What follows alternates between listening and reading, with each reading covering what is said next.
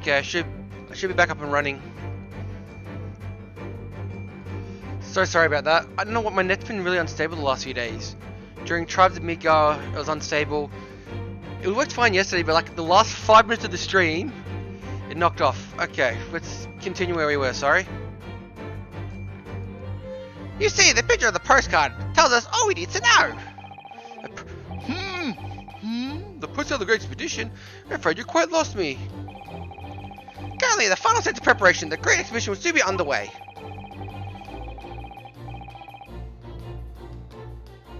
Did it happen again?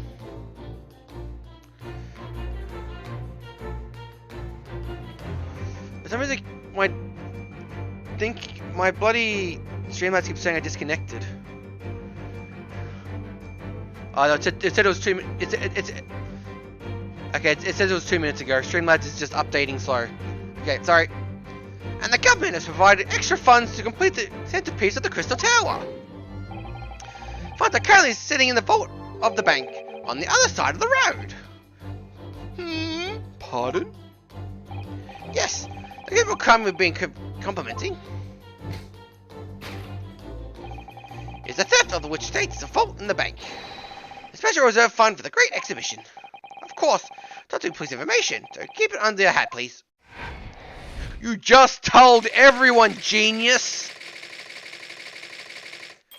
To steal the Great Exhibition reserve funds.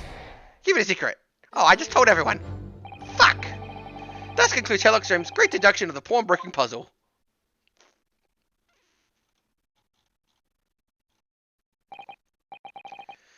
Mr. Sholmes. Well, Mr. Naruto? Mr. Naruto? Mr. Maki, was it? Ah, whatever. Impressively upbeat deduction, but detective ranked with loneliness would not agree. What is true that you said about the bank over the road is not in the vault? Indeed. Though few know of its existence. It is one of the government's most closely guarded secrets. Gregson told me. The strictest of confidence. But you just announced it to everyone here. Rather loudly, in fact. Ah! Double fuck! And if you're such a big secret, how did Mr. Bendix have to find out about it? There can be one explanation for that. Clearly it's because the man is a criminal. But what if we don't know anything about the money in the vault? He's a criminal, as you would. Then buying a brand new shovel, I'm sure, would be the first thing he does now that he resolves the secret. Oh. Or if he doesn't, maybe Mr. Woodbanks will. He already has plenty of shovels here after all. Oh my life, I assure you, I've no subscriptions. Well, hopefully he has taught you a valuable lesson. Sensitive information must be handled with utmost care. One can never be certain some pivotal secrets. I won't disclose them, and once the word is out, it's out. Perhaps I think twice before confiding you next time, Mr. Sholmes. An excellent idea, Mr. Noto. An excellent idea. Well then, Mr. Noto, you know what to do, I'm sure. Yes, let's listen to the great deduction again, and see if we can manage to get into shape. Very well then, let us start once more from the beginning. Great deduction. But it's wrong! I've heard like home, medieval lots of reason, blah blah blah blah blah. I can't make up any new names for these things, so I'll keep the same names. Course correction. Hold it, Mr. Sholmes. Mystery Man's aim. First of all, ask ourselves, what business would have fetched you have the pawnbroker today? You claim to have found the pickpocket here, having a dim ticket stolen from you in the street. But that's most certainly a lie. The real truth is something quite different. As revealed with the hold your hand. Yes, you bought in this shop in the first place. The staff recruitment flyer. So, by Mr. Sholmes' reasoning, Mr. Bates came here in order to apply for a job so you could dig down to the floor. Yes, and attempt to tunnel to the sewers to gain access to the money in the vault of the bank across the road. But wouldn't get very far for a broken shovel, would he?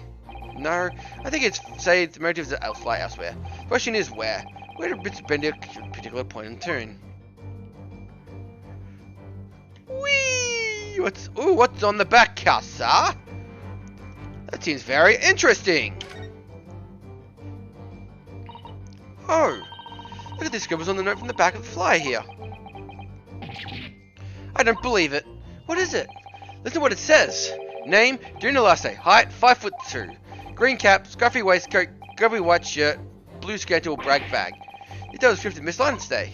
Goodness. It even has a sketch and hat and all. Although, if he showed it to her, he'd fire a smoke grenade launcher in his face for sure. And look, the detail of the shop have been written down here too. Winterbank's Pawnbrokery, Brokerage Street, attempted deadline 15th of April, which is today's date.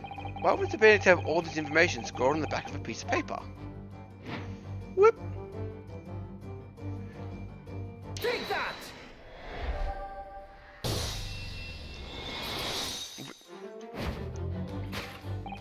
Yes. So the shop of this first place, the information about Miss Lonsday. Ah, quite so. My dear fellow, it would appear that the written on the sketch to the reverse of your flyer. That's a pickpocket Miss Lonsday and to Winterbank's Brokery here. Oh. Ooh. Originally told us that you had merely given chase to Miss Lonsday since Miss Lonsday stole the redemption ticket from you. Well, that, sir, is a thinly veiled lie. The information on the back of the flyer leads you to here today, which by means here to Winterbank Brokery today, the redemption deadline of that overcoat. So you went outside you waited outside the angle of the matching description if written down to arrive. And you have gone to some lengths to hide the reason for your pursuit of Miss Lansdale. In other words, there's some ulterior motive for your actions. Wait, is this Mr. McGold's son or something? The cane which unknowingly clutched your person is an unforgivable connection. What utter rot! I've had this cane for years. The tragedy of which I speak is, of course, the missing photo.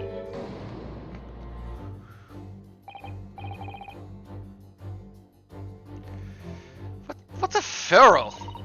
It's a metal cap found at the end of canes a minute ago. Ah, but that makes a nice clanking sound on the pavement. Yes, exactly, Mr. James is right. It appears to be missing from the cane. But it doesn't look broken, does it? No, it doesn't, although Gentleman certainly did recoil when Mr. Schroeder identified the cane's suspicion. In other words, there's some secret about the cane Mr. Benedict is rather we don't know. Is it in his collar? No, not under his hat. Fantastic hat. Wit.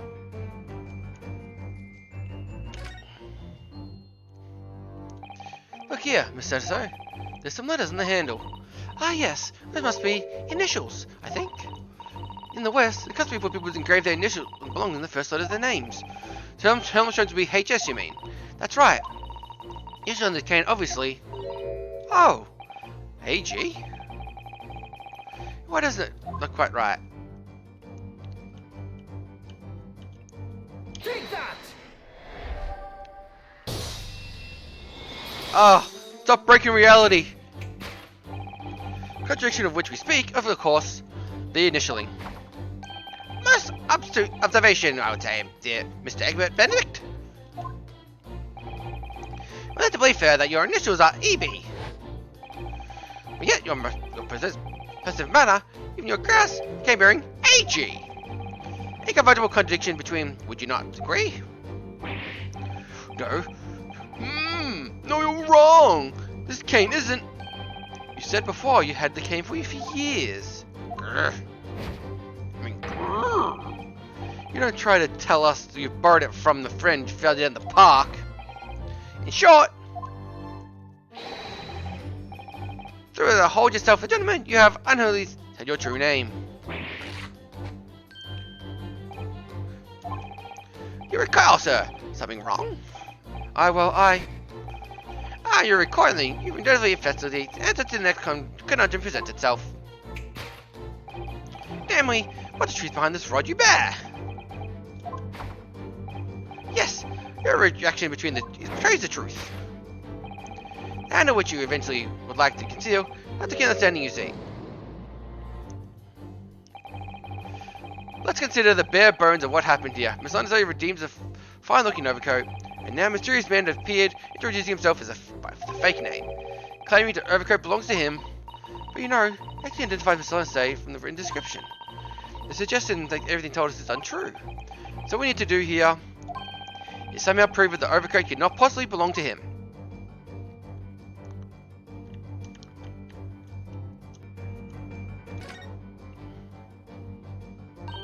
Oh, it seems that his shoulder are coming apart. Look, so it is. Do you know, the moment ago Mr. Benedict was surprised at something he said? I thought I heard him make him rather... Sounds like a strange noise. It sounds like a tiny growl. But now I think it's probably the sound of his seams ripping open. And closely, it's a very tight fit. The sleeves are stretched to bursting. It would seem that none of have been fascinating in the front. If you were to run around in it, the whole thing would fall apart. I'd like to see. Sorry. How can we make Mr. Bennett run around? Here, let's give him some thought. Take that!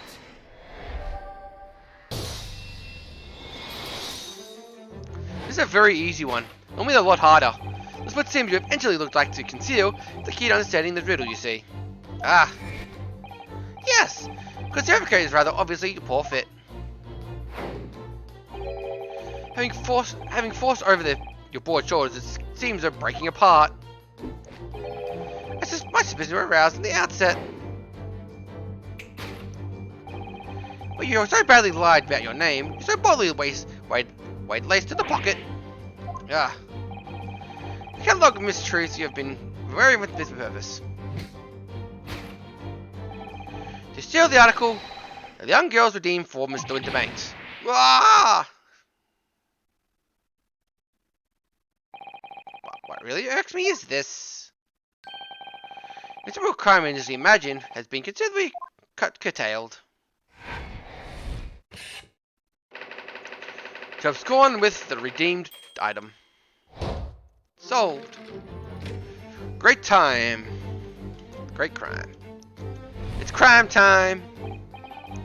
But now, Mr. Benedict, let us continue. For we must expose the details of a crime which you are planning.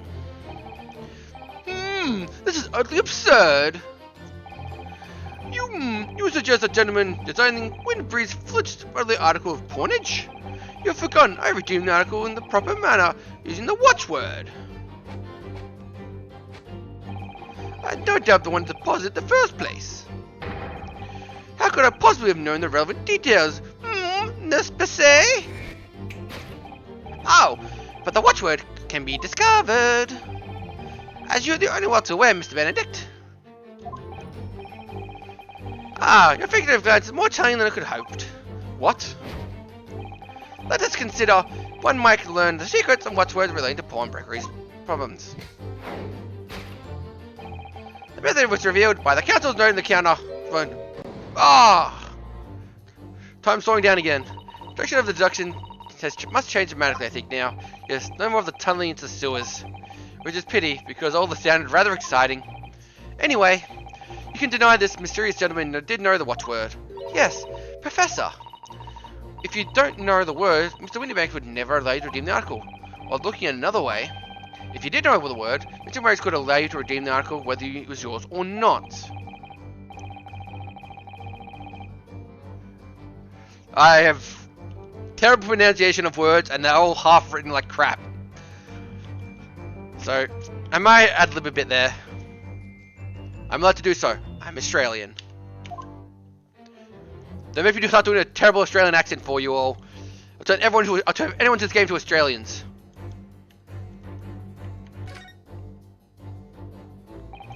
Look at this, Mr. So. It appears to be a memento of Winterbanks has scribbled to himself. Let's see. What does it say? Oh, Professor.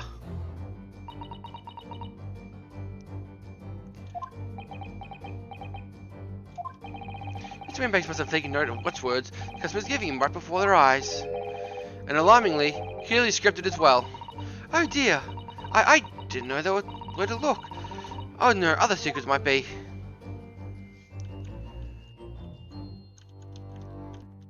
There's a picture of a dog there. I bet you that dog probably belongs to someone who made this game. Take that! That was the sound of the glass wall shattering. The method revealed by notelet on the counter, which is where your eyes are individually drawn. Yes! The broker is fellows named Producer whenever the customer comes in and redeems the article. He asks the customer which word, and notes down the response idly notelet onto his hand. Then he consults his ledger, confirms whether or not the watchword matches that person in person. There's nothing left to do like a pawnbroker. But diligence clearly has a disadvantage. What are you talking about? It's increasingly apparent that you are presented in this shop before you are excused against Lady Celeste. In all likelihood, you followed her inside and then observed her talking to Mr. Windybank. And when he digitally broke and made a note of what word is his common cactus, you observed him writing the word Professor on the notelet beside the ledger. And that, sir, is a master plan which survived to steal the pawned article from the young Miss Leste. Master plan! Which brings us to the last final chapter of this literature scheme. Why would you go such a long to redeem some pinnacle article from the pawnbroker? Are you quite serious? A little ill-fitting overcoat hardly seems to justify the effort with such less than worthless music box disc. But naturally, you have a very good reason to make yours, don't you, Mr. Benedict? I have no idea what you're talking about. Allow me to present you a rather interesting piece of evidence. You see, this picture postcard tells you everything you need to know. The articles were talking in the overcoat and the music box disc in one pockets. Which according to Miss Windybags is worth a penny, and yet the man was such lengths to steal them. Thank you. Why? Tea's here. Tea time. Tea time. I wonder perhaps. We already had the evidence explained with Mr. Naruto. Could we? Really? Better have a thorough look through all the evidence we collected so far.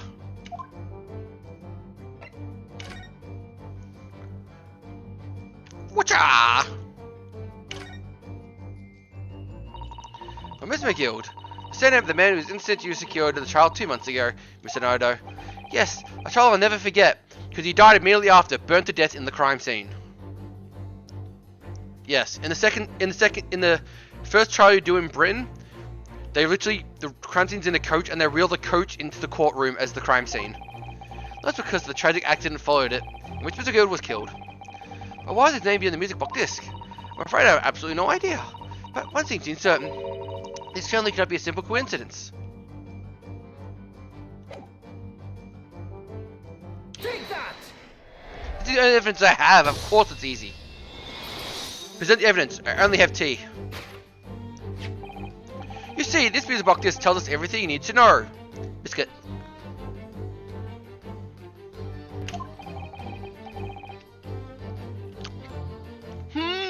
What is on the back? It reads, for Mr. McGild. Oh. Mr. McGild. The unfortunate philanthropist, he perished in a curious circumstance of Old Bailey 2 months ago. Hey, little Mac. Little Mac.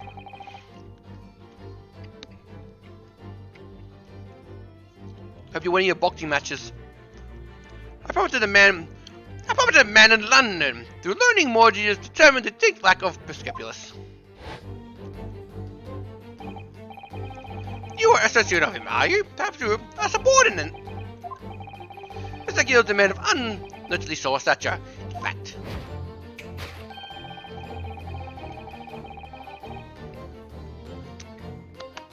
It's pressed the right side for the overcoat you squeeze stuff into.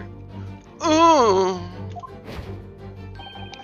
Your identity remains shrouded in mystery, Mr. Exit Benedict. But the final conclusion here crystal clear. The reason you came to pawnbroker today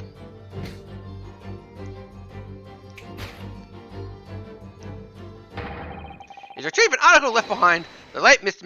Mangus McGild.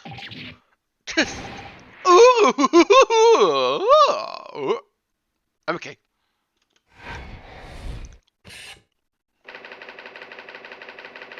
Don't worry, little Mac.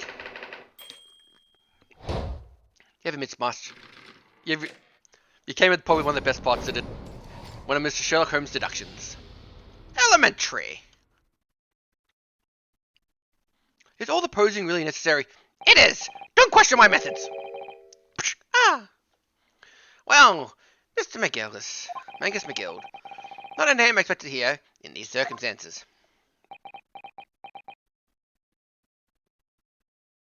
Shoot him! Mr. Jones, I'm afraid there's something very troubling on my mind.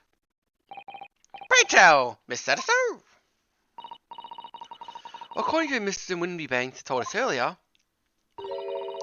today's the final day in which the coat could have been redeemed, was it not? Oh, yes, ma'am, that is correct. It will be approximately 2 months since the item was first deposited. Well, today's the 5th of April, so 2 months ago today would have been the 15th of February, sir. That's right. Carefully recorded in my ledger. It's deposited at 10:30 a.m. 10:30 p.m. I see. Wait, but that suggests. Yes, 15th of February was also the day in which the omnibus murder took place.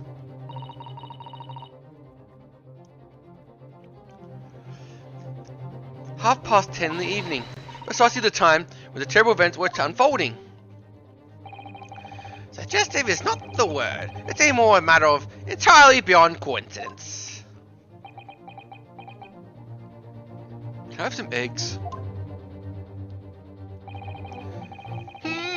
You're of course able to make whatever outlandish deduction you choose, however. I must have just hand over the messages. He put out a fucking gun! If he he'd be too ashamed to return you to their native land in a box! What do I do? Absolutely not! Get shot! Game over at the end. Something must protect at all costs. With many things. And again, it may no. Mr. Windybanks! Mr. Windybanks! Mr. Marshall! I can't let you harm my customers. If that were to happen, I would have to take my life. Put the gun at him, not yourself, you idiot! Mr. Windybanks, no! Alright, that's enough. Oh, I got the rifle. I got the right voice. Haha, I guessed it. Inspector Garrison. Inspector. That's right, Mr. Sun. That's right, Sunshine. The alarm is raised on one of your deducted emergency deadlines. So we are here fast as we could. Now, what's all this about, eh? Oh, praise me! We're at last. There's a moment away from fulfilling my own life in my own very establishment. Put the gun down, genius!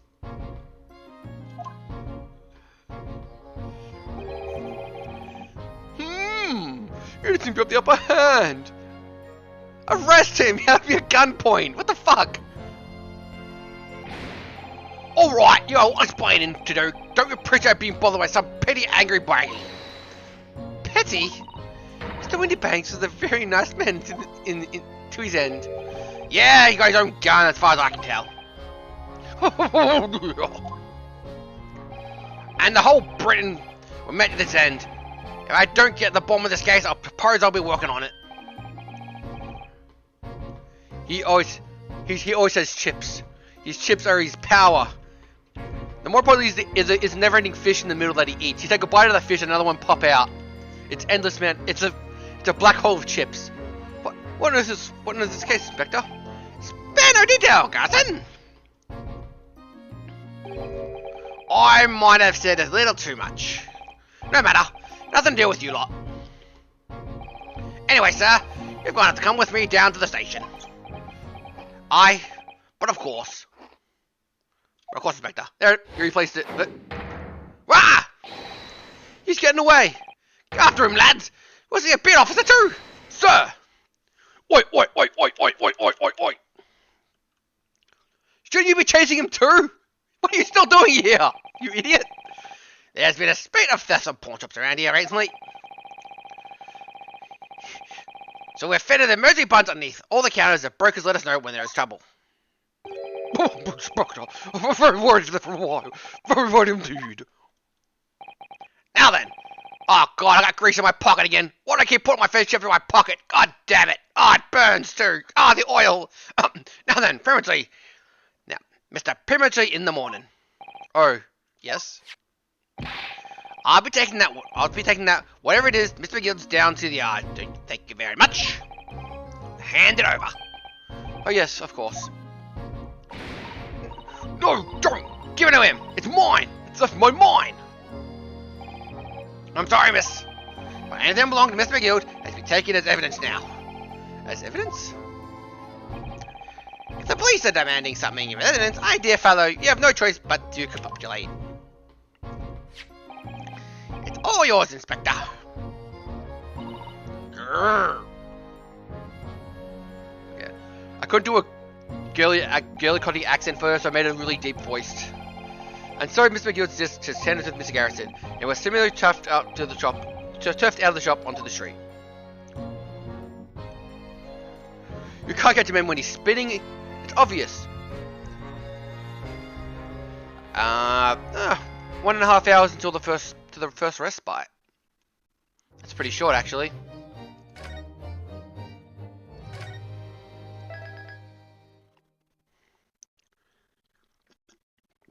Inspector Gadget. Inspector Gadget.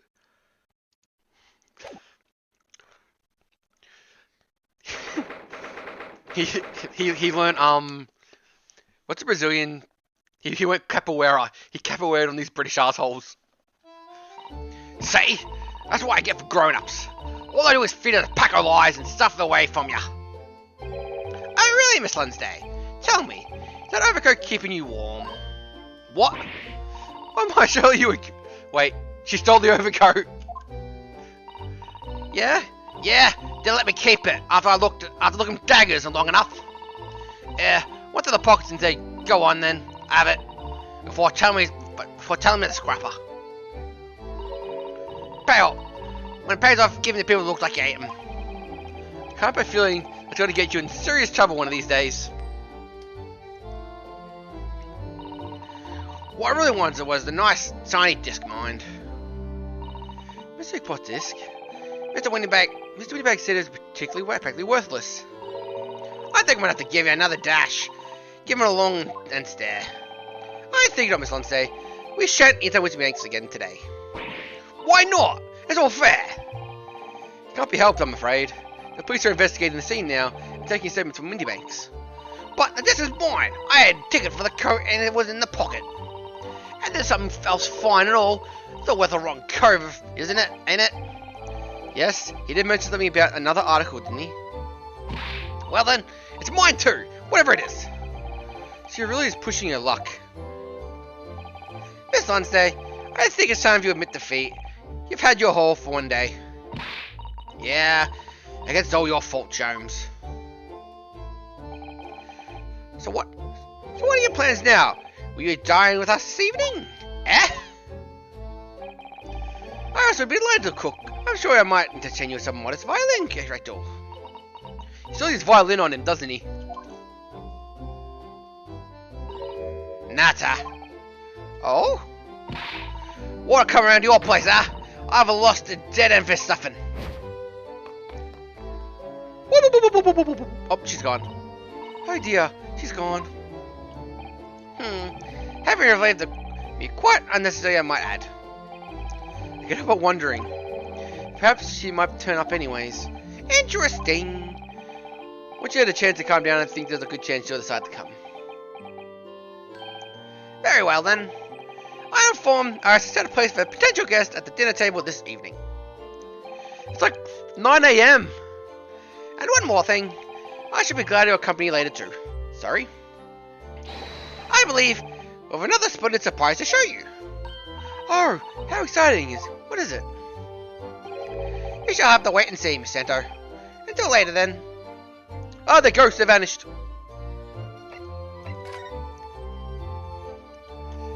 Let's see what we got around now.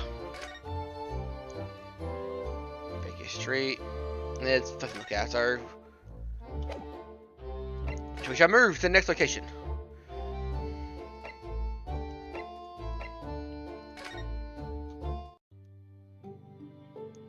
Nope, not here. I guess it's Strom Street. Do we get the typewriter? Was I correct? Yeah, I was correct. Oi! Get out my chat.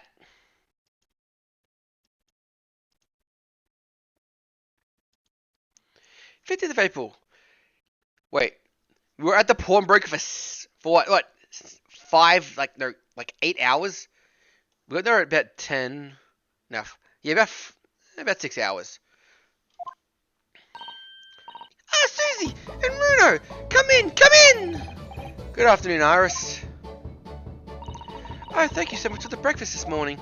Oh, don't mention it. Goodness, look at the time already. Busy as always.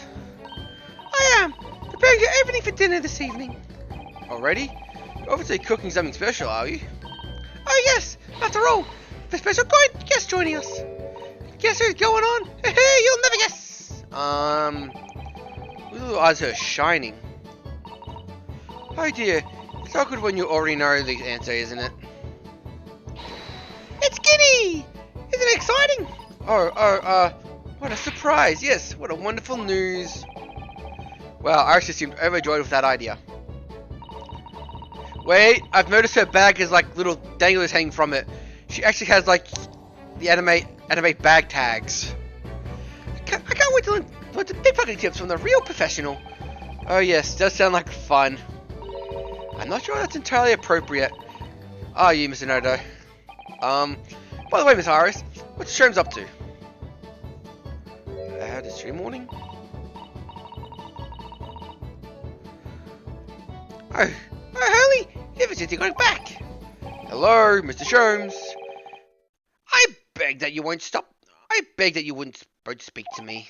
Sorry? I don't know who you are, but can't I take your leave? As you can see. Kokomara, thank you so much for the follow. I hope you enjoy my streams. I stream every day at the same time. I also have a Discord in the description below if you want to join that. For art of my characters and so on. So feel free to join and thank you so much for being here. As you can see, I'm not here. I don't know how to respond to that. I do apologize. Yes, that way he's completely oblivious to everything. Yes, I see. Really, he just behaves like a child sometimes, Hurley does. Mr. Shrooms and Iris have some of a parent and child relationship, don't they? Yes, except Iris is clear as the parent here. Come to think of it, I wonder where the real parents are. Wait, what's the matter, Runo? You've had such a funny look on your face. Oh no, it's nothing. Her father died in the first episode.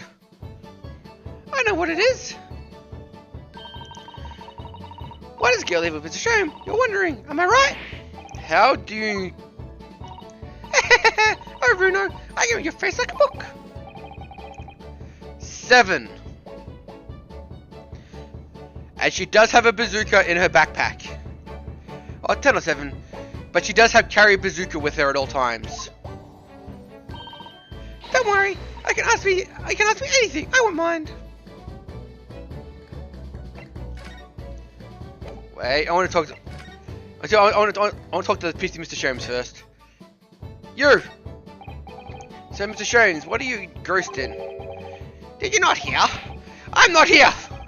Oh, of course you're not. I cannot think why the whole bed of the ocean is not one solid mass of oystery. Prolific creature it seems. Don't even turn around and look at me. It's a bit just to leave him alone when he's in one of his moods like this.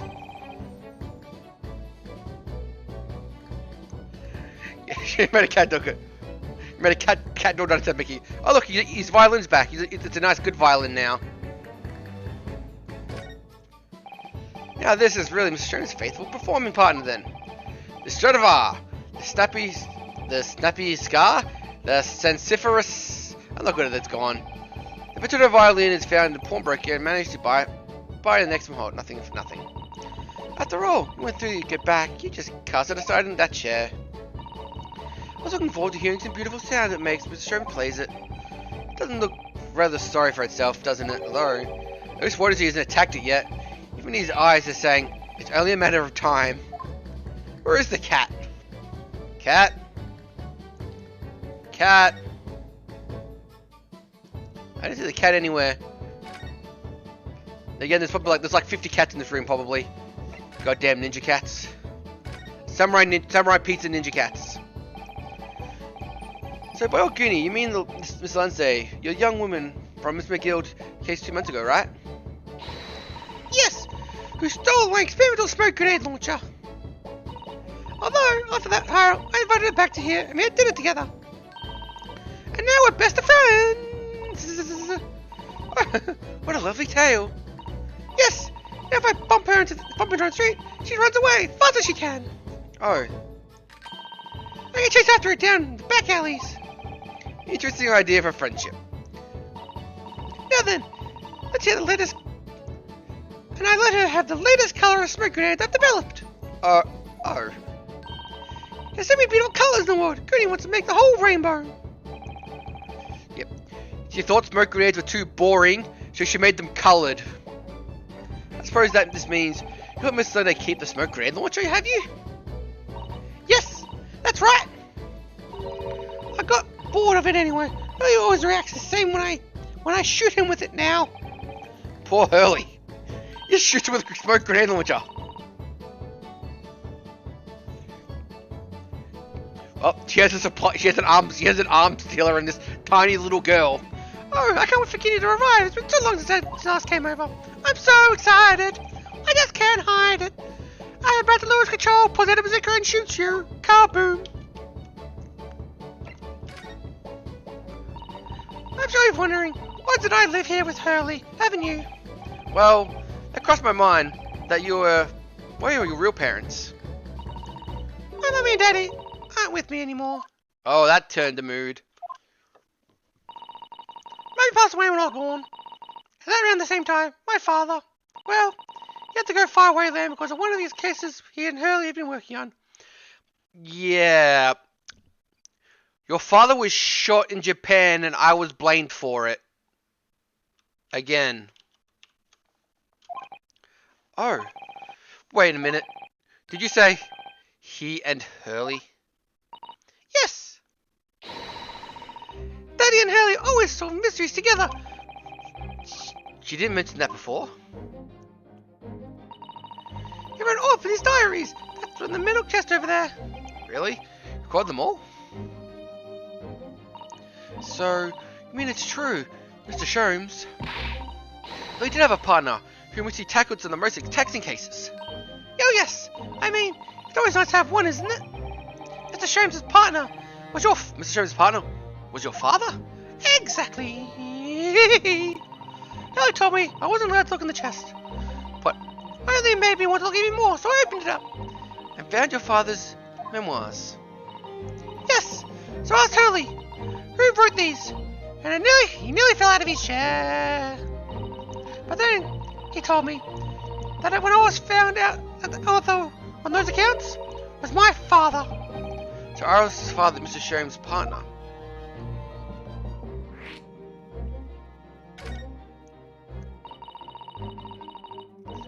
I practically lived in Hurley my whole life. I was tiny when he took me in. So I came to quite the shock. Hurley told me he wasn't really my dad. I mean, you must have done. I wonder why Mr. Sholmes chose to tell you at such a young age. Fuck if I know! Hurley says it's because he wouldn't have been able to hide it from me. Oh, that makes sense. Well, having lived with Hurley all these years now, you might say his way of rubbed off on me. There are some things I can just see. Especially lies. I must know when people are lying before they open their mail sometimes. Right. Anyway, that's fascinating when I read my dad's diaries. That's what inspired me to write The Adventure of the Herlock Sholmes, actually. I always assumed Mr. Sholmes simply told you those stories. Oh no, Hurley's hope was like that. He forgets everything! As soon as he solves the case, all he vanishes from his mind. Oh, I see. Another day, it was so embarrassing. It was so embarrassing. As usual, he totally forgot about the case he just solved. So the next day, he gathered all together all the people involved in the proceedings to solve the case again. It was quite a shock for everyone. You say that again. You share your father's surname, do you, Iris? That's right, Wilson. My dad's Dr. John H. Wilson. I learned from the diaries he's Doctor of Medicine, you see. Are they going to put it together? That's what prompted him to study, so I could earn my doctorate as well. She's a steampunk inventor. She makes steampunk shit. I told her, he went to distant land and is doctored by the name of John H. Wilson.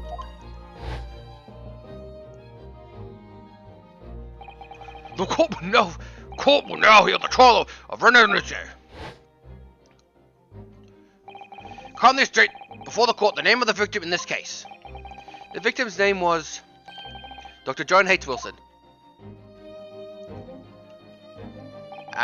That's right. Visiting Professor of Medicine, Imperial University.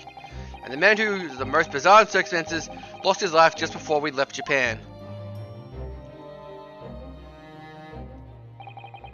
Miss Sadaso. Yes? Hope we shouldn't pursue the conversation any further at this time. I think that would be for the best. Your father's dead! Ah, my dear fellows! How good to see you! Eek, Mr. Sholmes. Whatever do you not make your presence known for me before? Ha! Well, no matter now. So, how the devil are you? We've been with you for almost a day. Goodness, really? Do tell me, Mr. Sholmes, is your violin unscathed? My violin? Whatever you're talking about, dear madam. Oh, Never mind that. Never mind it now. I have something more interesting for you to show you. Behold! My dear fellows! Oh, another music. Wait, did he replicate the music box disc just by looking at it? Not other disc, Mr. Deso. This is the one that you gave them demanded to hand over the evidence. Mr. McGill's disc. Oh my! Then, what's it doing here? You know, time just an Odo. I thought of an undenied return for the attention. I may as well have more adept in larceny. Oh, that would be wonderful, exciting! I bet you're a pickpocket assistant. Mr. Reno, could be our go-to lawyer if you ever got caught. Right. Put the gun down. Oh, Susie, my beautiful handwriting could write all of our menacing crime notifications. Yes, I'd be delighted. I'm just going to pretend that conversation never happened. I think.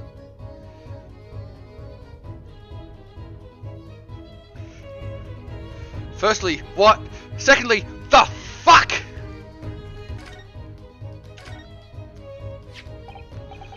I don't understand. How does this come to your possession? I thought Inspector Garrison took it back to the Scotland Yard. Quite correct. And sort of uncompromising attitude is precisely why I always carry some. Did he use a caramel to imprint the goddamn disc? That bar caramel, Mr. Sholmes. You're one and only friend of loneliness, I'm not mistaken. If you will humor me, my dear fellows, cast your mind back to when the good detective confiscated the disc. I'll be taking that, whatever it is, of Mr. McGill's down to the yard. Thank you very much. Hand it over. Oh yes, of course. If the police demand something as evidence, my dear fellow, there's no choice but to capitulate. This is all yours, Inspector.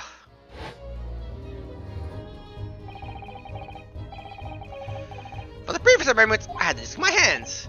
Yes, you did, but I still don't understand. As much besides at the moment, I summoned my one and only friend into action. Press the disc to the pair of bars, like this. That's amazing. This minuscule proportions have made an image of the caramel. Indeed, the camera's quite exceptional. Developed it myself, you know. Simply for stopping making impressions and resistant to melting, result of precisely controlled solution. How extraordinary! Carrying a pair of these in one person speedily provides very useful indeed.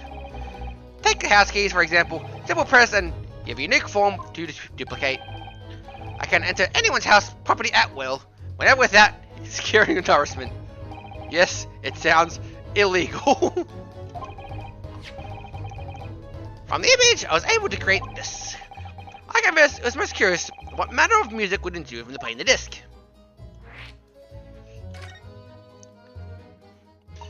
Do tell us then, Mr. What the music do the plays? It was some sort of beatbox rap music crap from the new kids. Goddamn Irish. Well, unfortunately, I have no idea. No idea? No one whatsoever. Are you familiar with the workings of the music box, my dear fellow? No, I am afraid I am not. Goodness, you don't know Runo?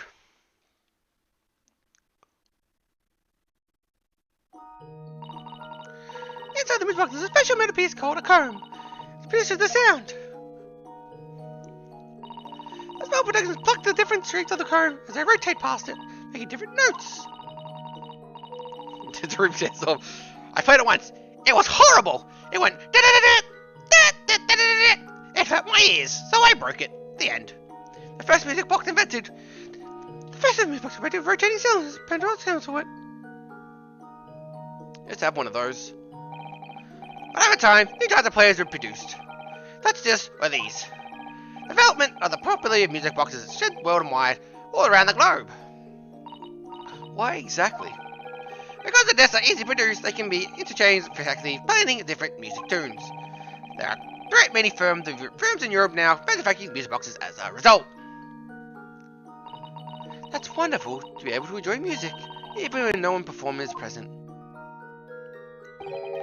But this very success of invention means we have now present an insurmountable problem. What do you mean?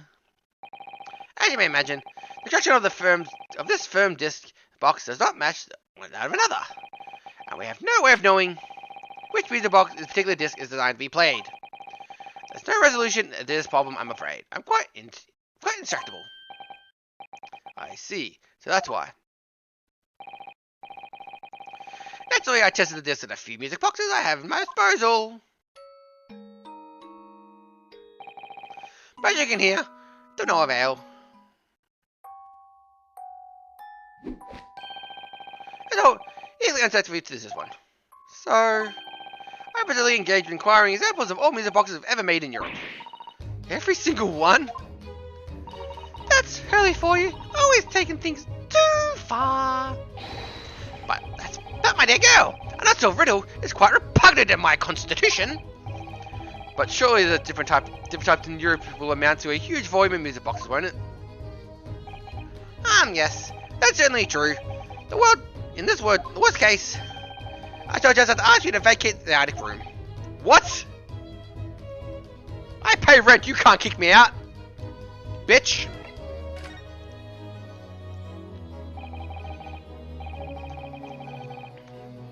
Magnificent Guild. Not a name I expected to hear so soon. Yes, it has only been 2 months since that grisly case. Oh look, he's dying.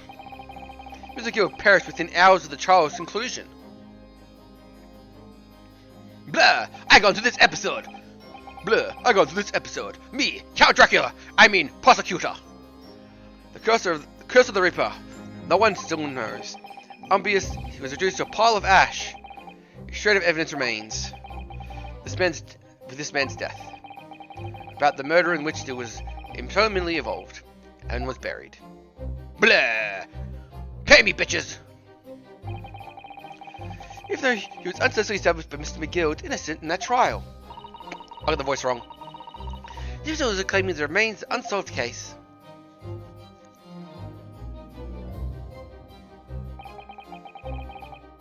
I wonder how this guy died. The murder of the brickmaker, Mr. Thrice fired. He's supposed to fire bricks 3 times.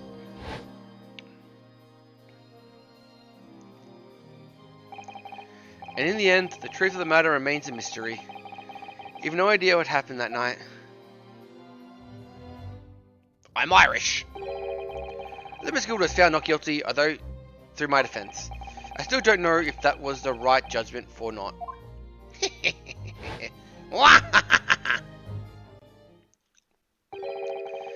appear the case is not yet closed.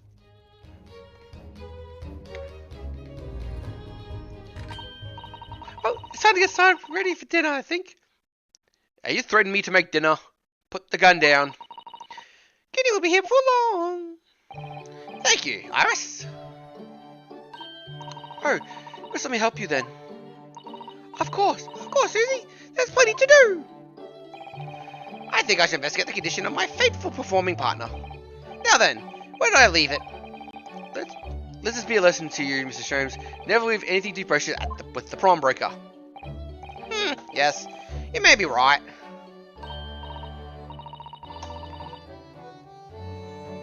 The gun setting table. Oh, how do you peel potatoes? You shoot them. How do you clean the stove? You shoot it. Send it bang. I remember. Oh, that reminds me. There's something Mr. Windbreak said before. He said that he had a manuscript of Iris's in the pawn, didn't he? He did. He definitely mentioned it. Mr. Sholmes' last table, unworthy mystery. Supposedly lies dormant in the storeroom. This is words, I believe. It wasn't Mr. Sholmes talking. Sorry. So you heard about that, did you? I expect you were incensed as I was. Oh yes, I do have such wonderful stories languishing in Mr. Wonderbreak's storeroom, gathering dust. My dear madam, I'm quite sure I already told you. Already. Wonderbreak's storeroom is the safest place for the more secure as a bank vault. I will shoot you, bitch. Go get my book. And what about your Stranovius, Hurley? Is that safe and secure? Well, maybe occasional mix-up. Caused by a certain impromptu someone not too far from me now. Do you have any idea how long it took me to write that the Burkeville story, Hurley? Oh, it sounds exciting. The Hounds of the Burkevilles. I'd love to read it. How'd you know the name of the book? It's an unpublished book. How'd you know the name? Ah! What's going on here? Why does it feel like an icy chill just went through the room? Susie, what did you say? You said the Hound of the Burkevilles. But how could you know the full title? Well, Did you steal the book? That's because Mr. Zizzo is just a great fan of all the stories Mr. Sholmes, of course. But Bruno, the Hound of the Burkevilles has never been published. What? And when I showed Hurley the manuscript, he told me that I wasn't allowed to publish it yet. I don't understand. That's why he said to keep it safe. Until the right time for the story to be made public, you see. That's why the manuscript was written in Windy Banks. And yet, how could she didn't even know the title? Well, Hurley, what's going on?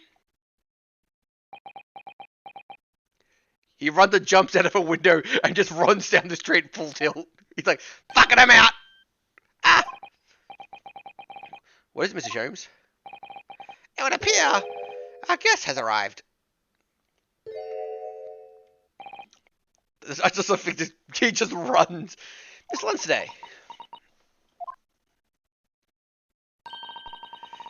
This was a bad idea. I knew I wasn't welcome. I'm going. No, wait, Miss Lunsteday.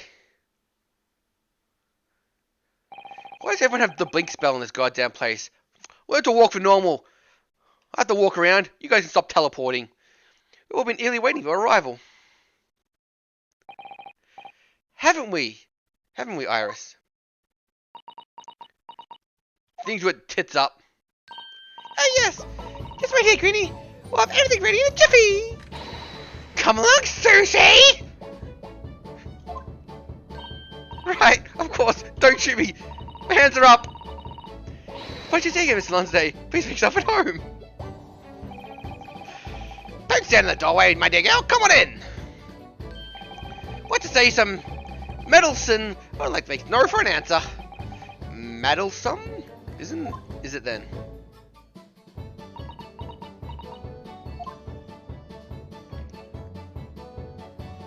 Motherfucker, I'm home. Where's my fish?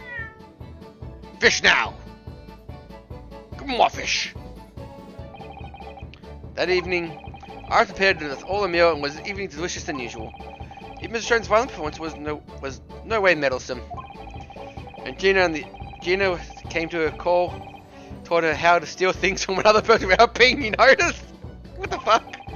Everyone so enjoyed themselves and went to the night. You taught the 10-year-old how to pickpocket? Fuck. 15th of April, 9:34 p.m. Naruto's legal consulate. It was a very enjoyable evening, wasn't it? We haven't even gone to the case yet. Fucking hell, it's all just been set up. Oh yes, his cooking was truly divine. I feel though I can still hear the chanting strains of Mr. Strame's violin even now. He's still playing downstairs, you idiot. First of all, I bet I could steal glasses from his lordship's face next time we're in court.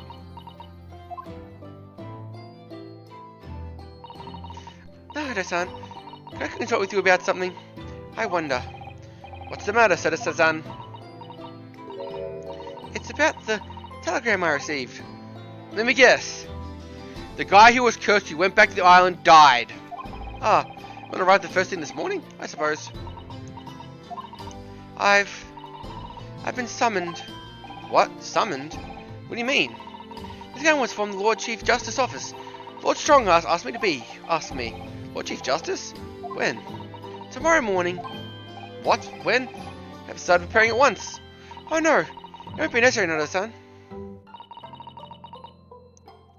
I was summoned alone. Alone? I'm not going to be murdered, I assure you. When has the Chief Prosecutor ever done anything illegal in a Phoenix Wright game? Never! What on earth for?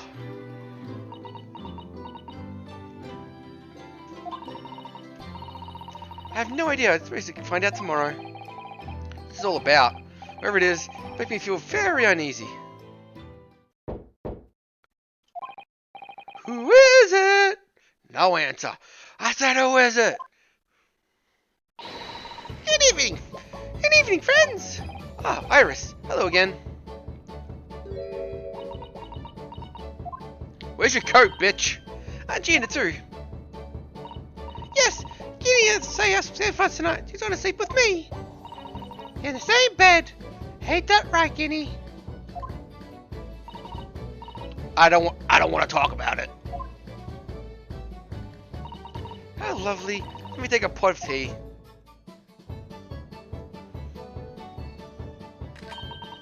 You know, I learned so much today. Will you stop pointing that thing at me? Oh, what in particular? You stole my book, bitch! Give it back! All the guineas showed us. Wasn't it wonderful? I mean all the pickpocketing technique.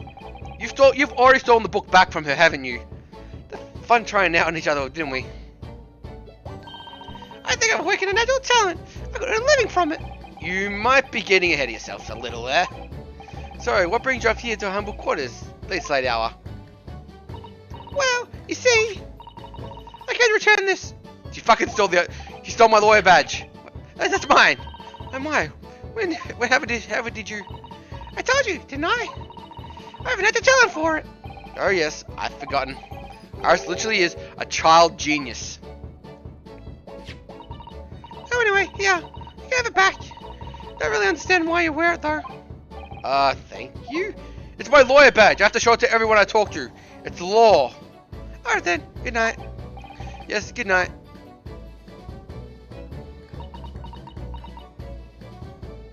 You're not sleeping in my bed. Get out. It's your office, isn't it? What do you think, Ginny? I think it would have fancy me chances of living with a lawyer what lives in a place like this. Yes, me too.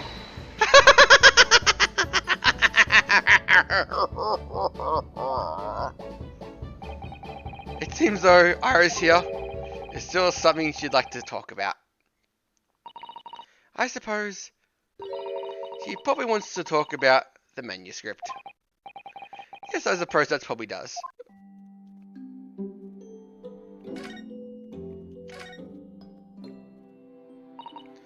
Iris, I suppose you're hoping to talk about the manuscript, aren't you? Are you going to tell me? I'm so sorry. I need a little more time, please. Bitch, I have a gun, tell me! Alright, I understand. Hope you haven't made me feel awkward. Oh no, not at all, Iris. Not at all. I know what all of it. I know what it's all about, really, but it's a story made. It's a story we made up, isn't it? Right, Iris? Manuscript or whatever it's called. It's not exactly a story that I made up. Not exactly the story I made up. Something I read my dad's diaries. Daddies? That's right. I don't suppose I ever mentioned him to you, did I, Ginny? But my dad was Hurley's assistant once, his partner. Eh!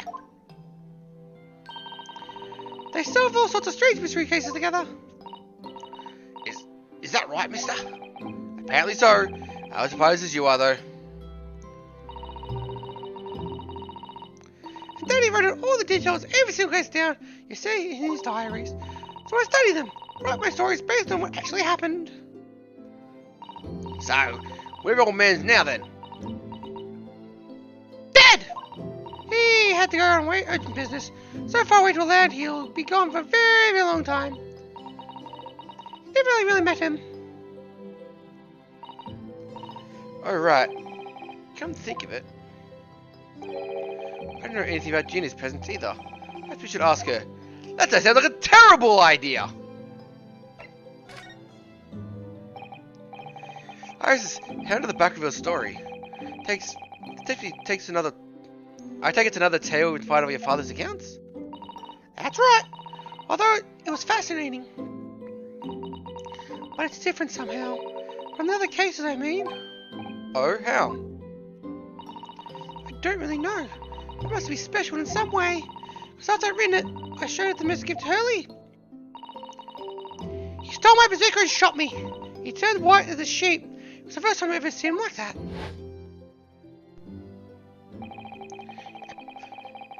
I've lost his voice, damn it.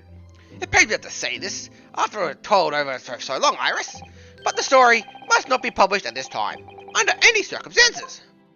But why not? It's one of my best works. I'm not at all liberty to say. Not now, so please do not ask me. Bitch. Alright then. I won't. Bitch. You stop calling me a bitch. No, you're being a bitch. But I do solemnly swear I'll explain everything one day, Iris, when the time is right. You're the bitch. And that's how the mentorship came to be with Mindy Banks, isn't it? Yes. Ellie said it'd be somewhere very safe. That really gets my goat, it does. He's treating you like a child. I mean, this is what keeping secrets like that. I'm sure Mr. Sholmes isn't trying to be mean. If he wasn't liberty to talk about it, I'm sure it must be a very good reason. I bet he couldn't solve the case and he's trying to hide it like a bitch. I think so too. He is a bitch. We all stop calling you a bitch up there. Quiet down there, bitch. You like trusting in your good. But you can't pull wool over my eyes. Sholmes is a lying to Iris. I bet my life on it. What? Hurley's lying to me?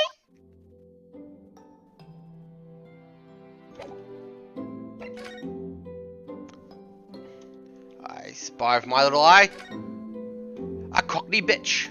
Okay, I'll stop saying bitch. I said bitch too much. No more bitching. I never was to talk about your parents, Gina. I ain't got any. I've never have. Oh. Look, East End is full of orphans like me. No one with nothing to do with this us. From the minute we were born, not even our mums. Her mum ran away before she was born. We still don't know how she managed to do that. We all stick together. The older ones look after the little ones, and they make sure they get by. Oh, that's where you pickpocket.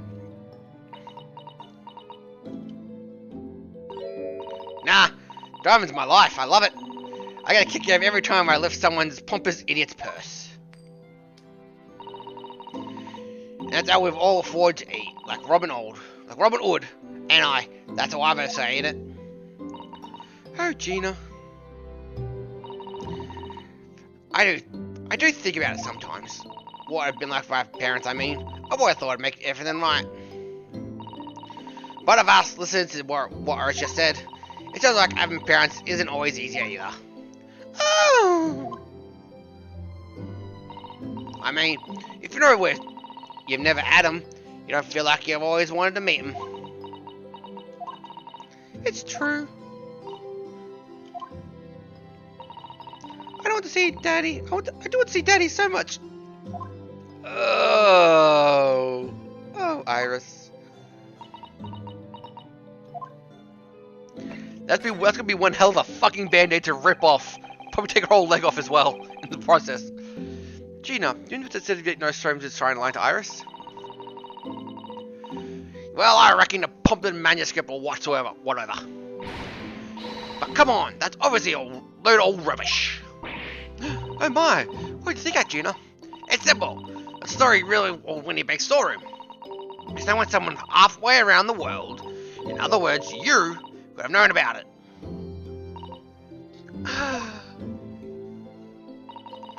Sorry, Iris, but ask me, he sold it. I've been telling you. But Ellie would never do such something like that. I'm sure of it. Ha! Grabs always do the worst. Worse than that. Believe me, barefaced liars, a lot of them. You just ain't realized it yet. Huh. You've made me ellipses, you bastard. Tell ya, that manuscript ain't in Winnie Bake's soon. You see it add and look. Even you think you can trust him, I don't. That Sholmes is a liar like the rest of them. If I'm honest, I just realized, no one in this room is like older than 16. You're a college student. if I don't know sometimes, but true sometimes. See? Oh, but I didn't mean I think you'd sold it. I mean, I sometimes wonder if I might have hidden the manuscript somewhere I don't know. Even though I was wrong of me to doubt him. Don't be too harsh on yourself, Iris.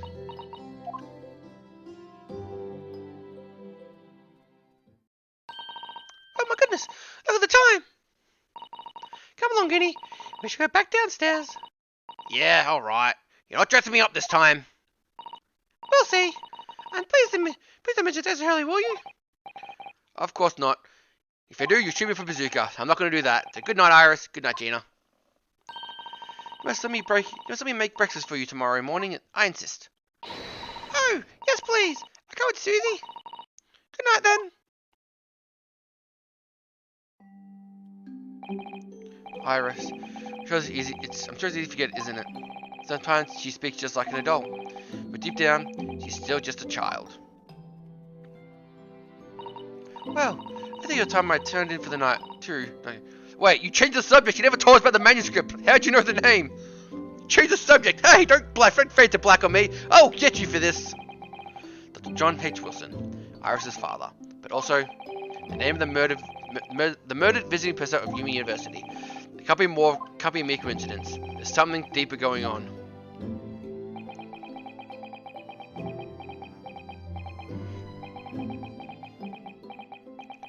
As you're sailing on the boat. Oh, your dad's dead. What? See ya. Pulls out a grappling hook. You can't get away from me! Tell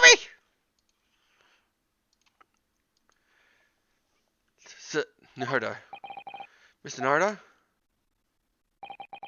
That voice. That's Mr. Sholmes? What's going on? I'm in the middle of the night. It's Miss Leslie. She's gone. Gina? She was supposed to be sleeping in Iris's room. Oh wait, sorry. She was supposed to sleep in Iris's room. But then the bed is empty. Ignore the sentence I talked to in Gina's voice. Well, she's an independent young woman. She don't need no woman, or man, or 10-year-old girl with bazooka. She's probably decided to go home, no? I think not. When speaking for her before she retired, I received the distant impression she was looking forward to breakfast with Miss So. No, I don't believe the girl's gone home. She's waiting for hours now. Over an hour? Oh. If you'll indulge me, look out of the window. My dear fellow. What's this about?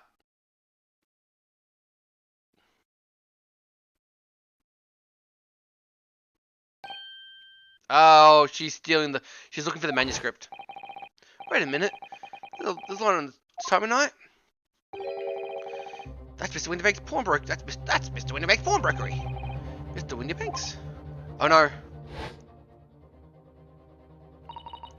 It's simple. That's simple. It's storage room or Winterbank's storeroom. There's no way someone off away around the world. In other words, you couldn't know about it. Sorry, Iris, but if you ask me, he sold it. What if I'm telling you? Could Gina have gone? It seems you have some knowledge of the situation, Mr. Nardo. Sorry? Oh no, not really. Anyway, we must get. Oh, Mr. Winterbank's gonna be dead, and Gina's gonna be pinned for it. At once. Mr. Sanister. Wait, why are you awake? 16th of April, 3:14. It's 1 a.m. Baker Street. The door to Winterbank's, it's open. And the lamps are burning. Gina mustn't. Must it? Let's hope not. Nothing more is sinister. What? Come on. No moment to lose. There's something afoot inside. Why are you walking on all four legs, Mr. Windigo? There's no one here. Oh yes, there is. Ah! There's ah! Mr. Sholmes! Mr. Sholmes! What the? Mr. Holmes has been shot? Leave me, Mr. Nardo. But After them, go! right.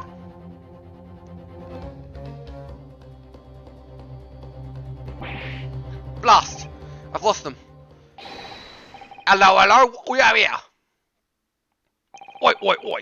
The alarm just raised from pawnbroker, sir. What are you telling me about that? Officer, come with me.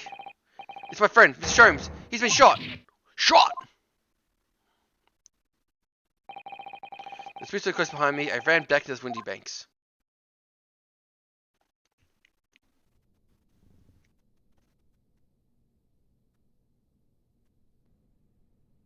Ooh, high budget animated scene.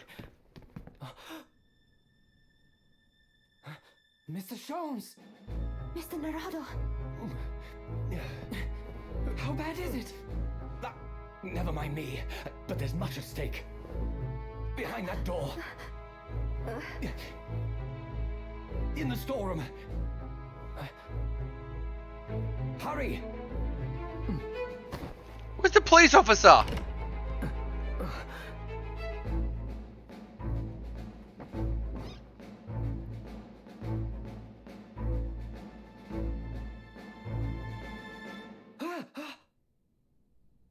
Well, we don't have to do his voice anymore.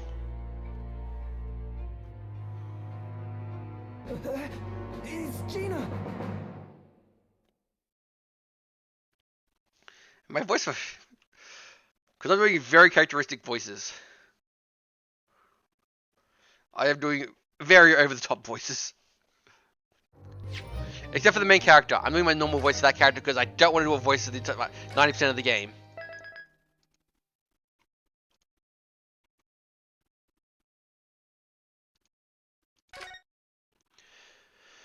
Oh. I'm gonna take this break, do a quick toilet break. Sorry. What's this? Ah! I'll be right, Mr. Nardo. After them, go!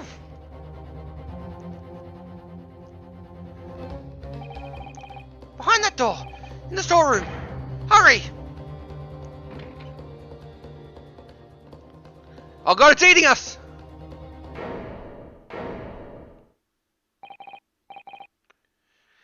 Well, this is one of the biggest setups I've ever seen in my entire life.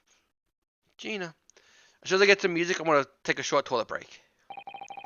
In that moment, Winterbank's pawnbrokery became a crime scene. Everything that followed that happened was a whirlwind activity. Arrival of the police, the paramilitary investigation of the scene, and the questioning. It was just before dawn, before I was allowed back into my lodgings at 221B. Hit the music, damn it. 16th of April, 6:21 a.m. Naruto's legal counsel. Ah!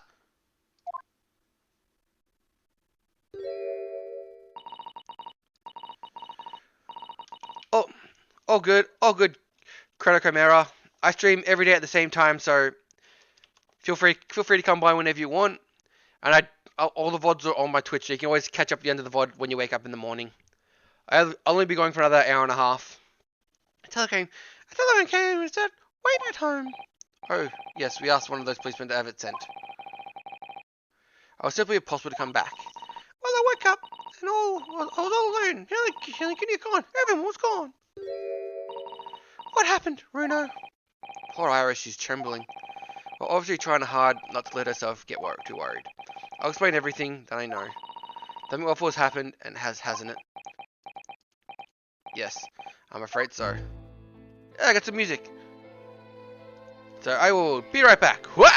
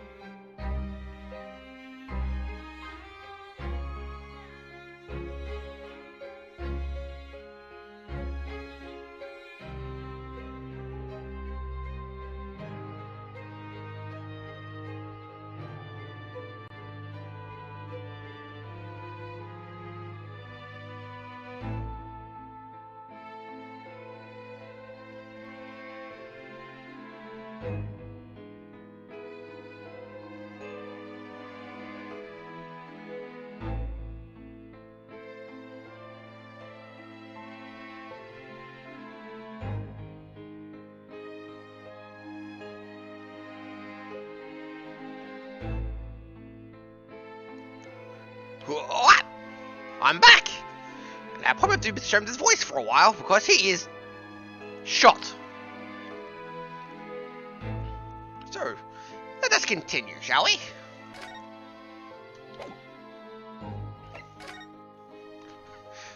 Events at Windy Banks. Well, this is a story all about how Windy Banks got shot in the back Take a moment to sit right there and tell you how Gina is the cause of all the problems in the world. I'm sorry to tell you this, but Mr. Windybanks is dead.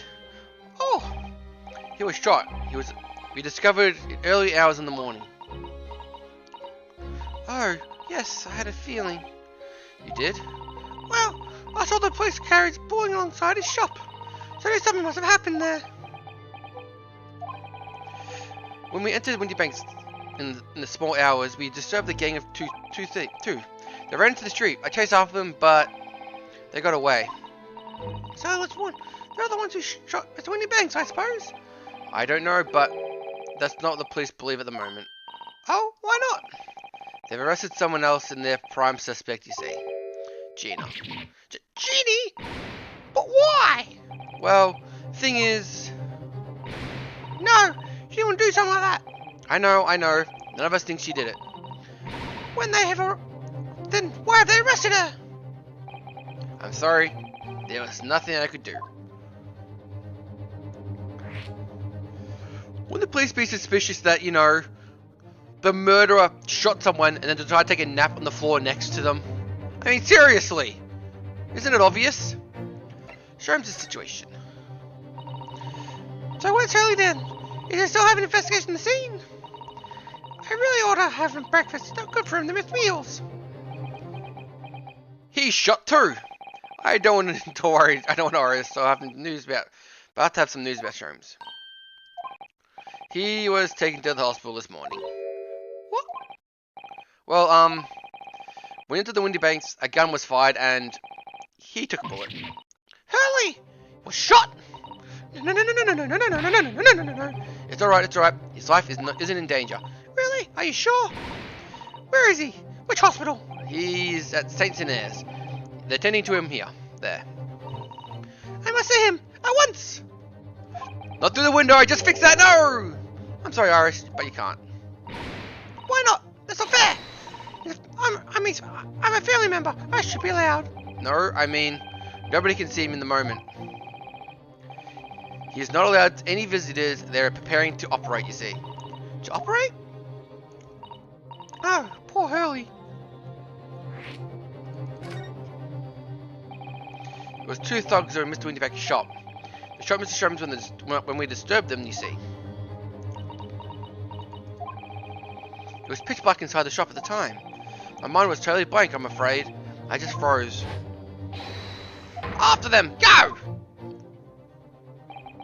After that, I ran into the street, but, well, they were long gone. I shouldn't have hesitated. I'm so sorry. It's my fault. I let them get away.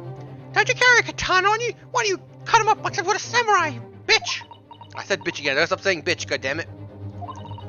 I think that's a very good thing. Sorry?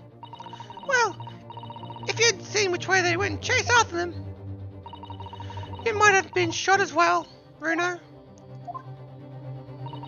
On top of everything else, I couldn't bear that. Oh, Iris.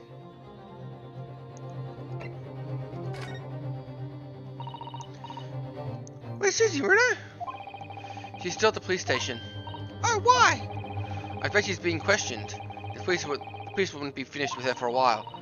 Why aren't you there then? Well, I didn't get a good look at the criminals anyway. Well, I didn't get a good look at the criminals anyway, so they weren't questioning me for long. And Mr. So-so stayed behind the scene to attend to Mr. Sholmes. They didn't get started till later. Ah, I see. Besides, one of us had to come back to be with Iris. I'm glad Inspector Garrison agreed to let me leave so early. Should have let me know. I would have come to the station.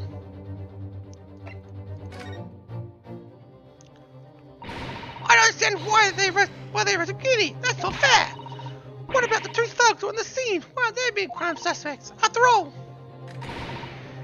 they shot Hurley dead, didn't they? My boss at least don't kill him. My boss just mortally wound him. No, I mean, the Sholmes isn't dead, Iris. Ah, that's all. It's also horrible. The thing is, Mr. Windybanks was found on the floor in the storeroom, where he keeps all the deposit articles, and the storeroom door was locked from the inside. I see. But he wasn't alone in there. Ginny was found next to him on the floor as well. Oh no! according to the detectives who investigated afterwards. Don't tell me. There was no one else in the room. Yes, exactly. How did you know? It's the only explanation. Yes, the only explanation, indeed. And it's another locked door murder. What do you mean by that, Bruno? Well, what can I say? But you're welcome. I demand to agree to demand I don't. I'm afraid you need to go. I need to go outside again now, Iris. There's not much I can do at the moment, but I can at least try to find out how Mr. Sholmes and Gurney are getting on. I want to go too. Take me with you, Bruno. It's a real Phoenix Wright game. You have a small child following you to deadly murder scenes. A true Phoenix Wright game. I can't stand around doing waiting. I'm not sure how to feel about taking the 10-year-old girl child to a scene of a murder. But I don't want to leave her all alone here either. Alright then, Iris. Perhaps you can help me. Oh yes, I'd love to. Do you know that President Sholmes is probably in his hospital bed? Don't forget, you have the crime scene. That's an investigation. I can see you're ready for action. Imagine Iris would appreciate going to the hospital sooner rather than later. That's them saying go to the hospital first.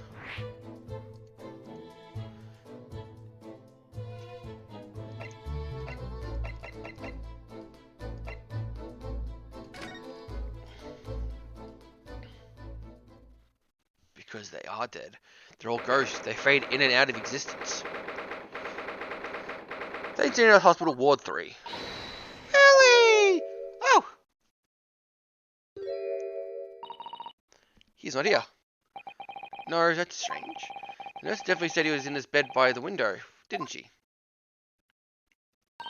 Oh, I know what's probably happened. Ellie was being a big baby, and the bullet wound wasn't that bad after all, so he's been sent home. I'm not sure about that. Baby or not, there's no question that it was fairly serious injury Mr. Holmes suffered. Don't say that to the girl, you asshole! Oh. Hello, hello, hello. What we have here? Oi, oi, oi. This ward is off limits. No visiting. What are you doing here, oi? Well, I have to know. We're Holly's next of kin. Eh? Oh. Well, begging your pardon then, ma'am. A little lady, curious easy gentleman. Great mystery solver, great mystery family, eh? That's not how you see us, sure? Where is he, Constable? Where is Hurley? I believe he's currently in operation theatre, ma'am. Undergoing extensive operation. Extensive? It's been several hours since he went in. Oh dear. What, they start operating like 3 AM? Oh dear, is it going to be alright? Well, it doesn't appear to be working, you see. But the anesthetic, that is. Oh. I've heard a report that the gentleman claimed that you may have had a little bit too much to drink last night, or coffee, or that is. Anyway, I think it would be fair to assume that it won't be back for several hours yet. I see. Thank you, Constable. Perhaps you should leave to come back later. Oh, poor Hurley. Oh, it's not something to investigate? I thought, like, you know, his patient script would be important.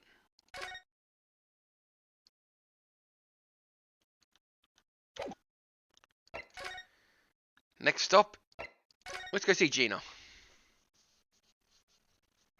I mean, it's still being questioned. Oh, she got a black coat back. Hello, Gina.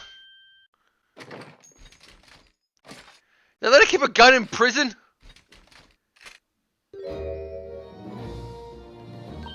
Oh, it's of the Gaylord Hurley and I made. I wish I would point at me all the time, though. What are you here for? Jenny. I have a feeling because you've ended up in trouble. So what were you thinking you might be able to help you? Well, you can't. Sorry. You heard me. Get lost. Don't be like that, Jeannie. I know you didn't do it. You never shoot anyone. I just know you wouldn't. You think you know me? Pull the other one. Oh? You ain't got the first idea about likes of me. I'm a thief. I pinch people's purses when they're walking down the street. That's how I get by. If you saw my chance, I'd sneak up into a pawn shop any day of the week. But you see, I won't just lay me on hands on, get it? That kind of person I am. But Jeannie, I'll be in court tomorrow, they said. Some curve came by before and said he'd be a lawyer for me, or the like. I said, alright. He said it was my right or something. But I told him to get stuffed. I don't need no lawyer. I don't need no one. She could be staring at more. She could be staring more obviously if she tried. She wants me to be the lawyer. why are you being like this, Grinny?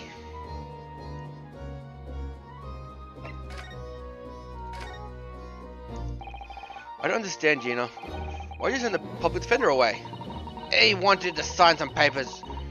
Representation papers, something like that. It's all got to be rigged anyway, the whole trial. They're pinning on me because I'm a kid. That's what grown-ups like always do. Why do you think that? Because of how I always get been for me, growing up in the black slums the whole life. If you don't want to get grown up, tell you, or get your mates dragged off to the coppers or else. I ain't happened before, so there's nothing back. You can't trust no one. That's the point. As soon as you do, you go on the grass, dead. Gina, listen. If you like, in tomorrow's trial, I could Forget it. Jeannie, don't you trust Runo? Nah, I don't. Fuck you too. Look, I'll ask you nicely now. Just leave me alone.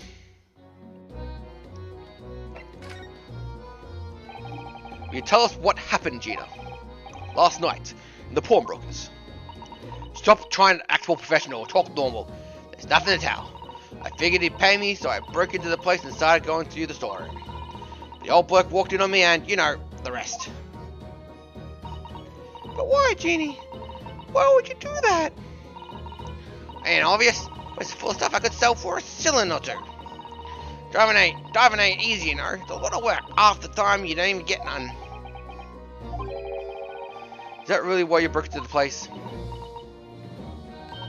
What? Are you the sure that's the true reason you reckon? Oh, give it a rest. Won't be the point anyway, huh? Nothing I could say. Won't make a blind o difference. Please tell us, Skinny. We will believe you, whatever it is. Believe me? Don't be daft. You can't believe nothing.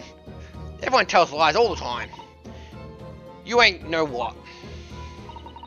When it comes to liars, I'm the biggest of the lot. I've told someone unthinkable lies, I have. What do you mean by that? What unthinkable lie? What unthinkable? I fucked up the voice. Sorry. Oh, I just picked my mic.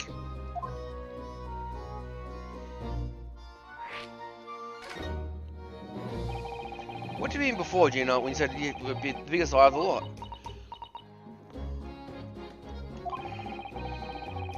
When you tell these unforgivable lies you were told, maybe I can help.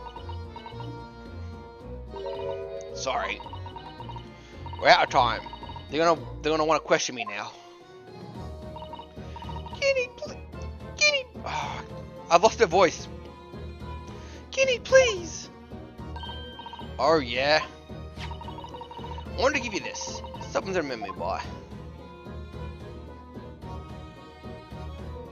Meow. Give me a paper fish. Cut some out and give it to me. Meow. Forget it, print. I found it in one's old pocket on his coat. Ain't no point in having it. I wonder what a little fucker like that is doing in a pocket of an overcoat. Anyway, don't bother coming again. Bye. Oh, Ginny. My photograph has been entered into the court record.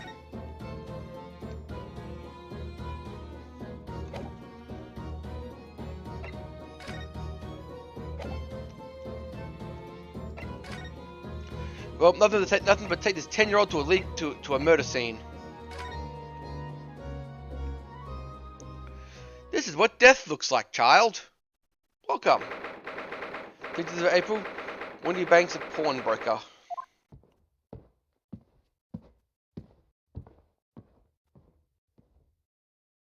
Did I just like face the wall? I didn't hear him open or close the door. He just sort of walked through the wall.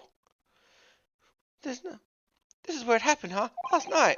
That's right. That outline is Sherlock Holmes' body. I take a quick pose with it, like the grave posing meme.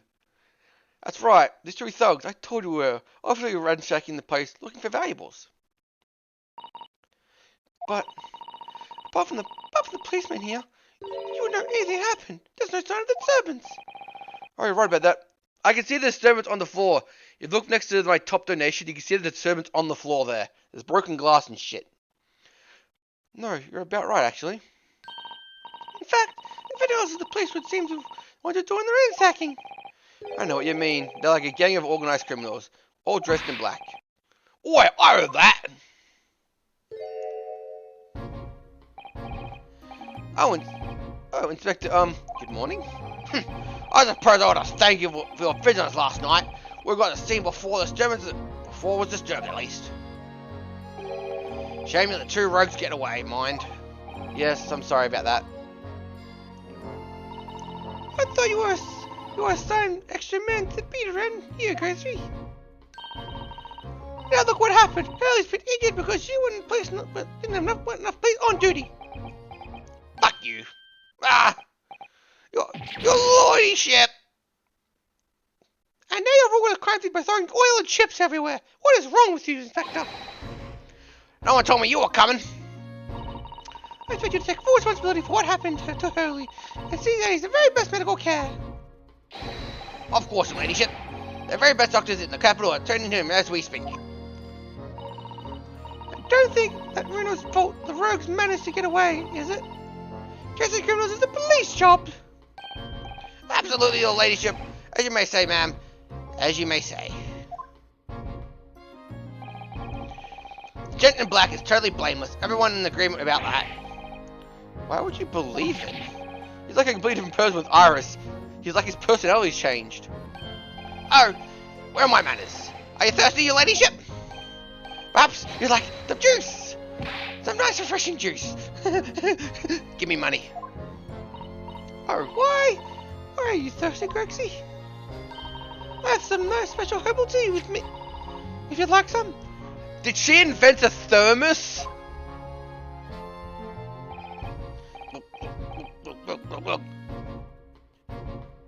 Ah, my tongue's on fire. God, that's bloody hot. Ah, lovely. Ta, very much. You really hit the spot, your ladyship. I don't even recognize him like this.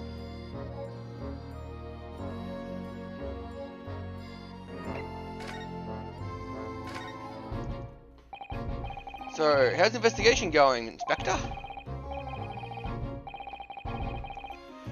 Ain't nothing to it really. Simple case. Yeah, very different.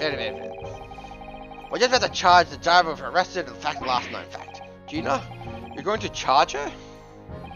That's right. Should be able to bring it before the judge and the bailey tomorrow. Definitive evidence, you say? What is it? Come on, show me. Your ladyship, as much as I wish I could oblige you, I'm afraid. Ah, I see. These goggles will shoot lasers. Prepare to die. You already captured the pair of thugs you burned lost last night, haven't you? What the? And you're going to put them to the stand as witnesses, are you? How could you? No! And you threw more chips on the stage. And I think you hit that Bobby in the eye. She's right, sir. Shut up! How can you possibly know that? I had a feeling. And that's all. Remind me never to try and keep a secret from Iris. So you arrested two men who shot Miss Sholmes, have you? Well, yes. They ran the pair quickly by the lads in the beat. And Miss Lonsday is being held in prison? She should be. That's assuming she hasn't lifted a key from a jailer, of course. Wait, did you take a bite out of the paper as well? Mr. Sholmes. Can you tell us anything about Mr. Sholmes? What is his condition? I'm sorry, I'm not liberty to divulge the information. Scotland Yard matters are strictly confidential. I know he's been operating on Center Street. Why can't I see him? I'm family, you know. I'm terribly sorry, your ladyship, but the hospital's policy, no visitor at all. Oh? The bolt must have hit an artery in his midriff. He lost a fair bit of blood. Oh no.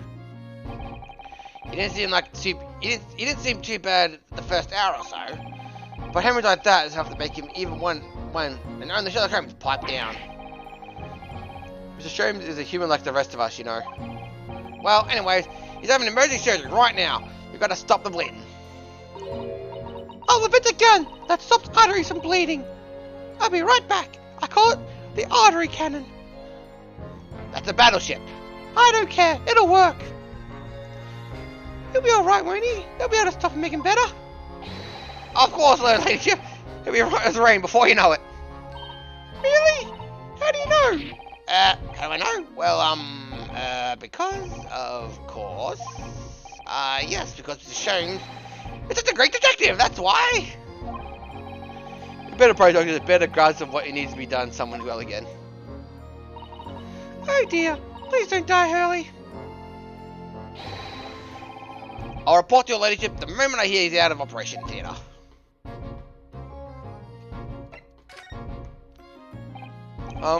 Couldn't help but noticing, Inspector. What? How is it, sunshine? Well, it seems to be a marked difference between the way you talk to me and Iris. Watch the store, Sonny. I'm a copper. We don't go in favoritism. But he's right. You do treat us differently. It's because of the Adventures of Sherlock Holmes stories, that's why. Oh? I crop up in them, don't I, Inspector Tobias Garrison. Oh yes. Because you're acquaintance of Hurley's. What did you write about the Inspector, Iris? I don't remember really. It was one of Sherlock Holmes' lines. Garrison is the smartest of the Scotland Yarders. And that is how he put it. Oh, did I write that? And you know what that one line did for me, The very next month, I paid doubled, I tell ya. Oh, that's amazing. All because everyone in Tomnard reads them. They read all the Sherlock Holmes stories. They've even set up a fan club for me. Oh, of course. That explains everything. I was around the time when he became such a toady to me. Can you blame me? All I take is one bad word from you, and Sholmes could change his tune about me. Gregson, no, the great detective will say, he's getting quite overrated these days. Think you're up to my celly for coming out a printer? Whole thing gives me the willies. I can't let you many nights of sleep I've lost worrying about it. Okay, I need to drink some water.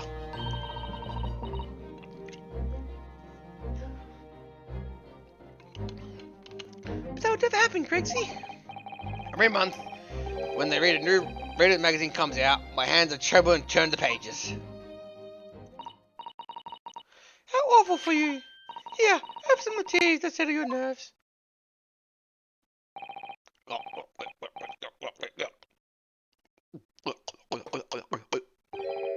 Ah, lovely. Ah, very much. It really hits the spot, your ladyship. Teetotal. Oh yeah, it's something I was supposed to talk to you about actually, Mr. Nardo.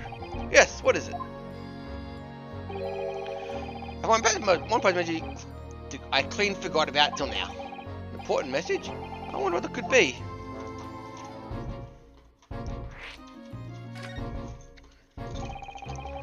Can you tell me what this important message is then, Inspector? Yeah, about the young lady who's normally by your side, your assistant. Dear Susie, is she right? She's at the station, isn't she? It's been questioned, I believe. Nope, not anymore. She headed off. Headed off? Where? To Lord Strongheart's office, of course.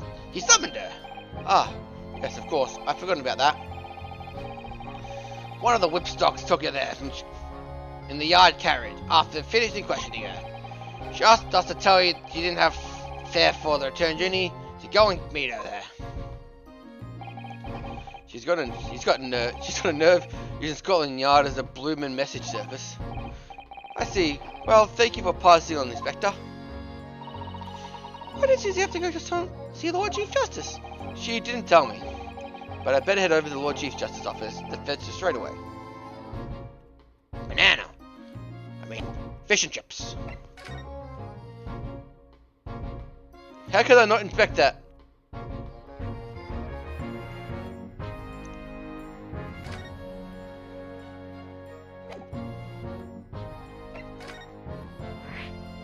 Okay, should they be added? Eh.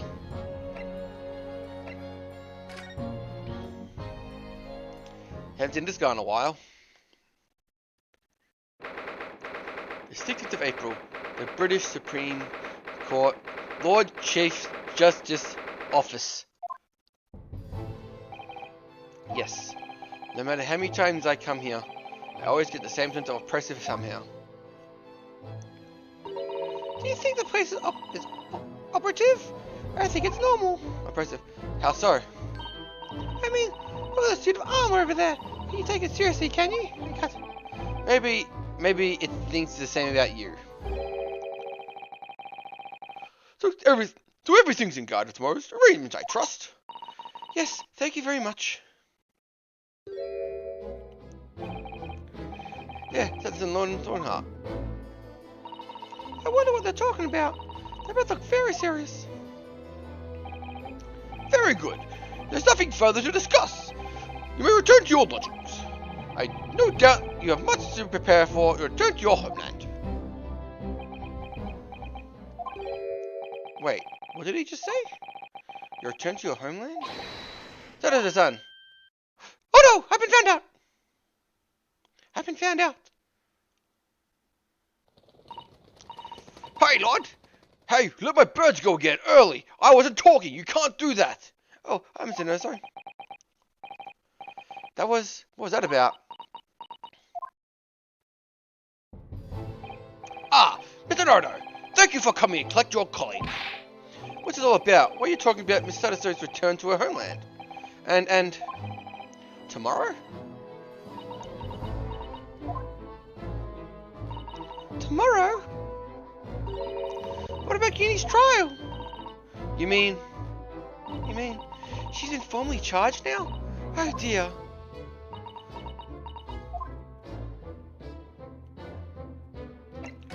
The fuck is happening? Miss Sadaso, what's this all about? Oh, please don't concern yourself, Mr. Nardo. I only meant to go back to it's only me going back to Japan. Your life can continue just as... That's not what I asked. What happened? Why are you leaving? It's my father. He's fallen ill. Oh no! Professor Megatopa? Oh, if I may. Yes, sorry. Sorry. You must be the defendant, Risco Nahodo. I believe. Yes, that's right. My name is Yuji Makubo. I'm a professor of forensics medicine in University. We received the message in telegram the Empire of Japan informing us of the news. 10 days ago, my father collapsed for fever, caused apparently unknown. It's going weaker by day. I don't believe it. As you are aware, the voyage from here to Hong Kong to capital Tokyo takes 50 days. I thought it would be prudent to mishasten her departure much as possible. Yes, absolutely.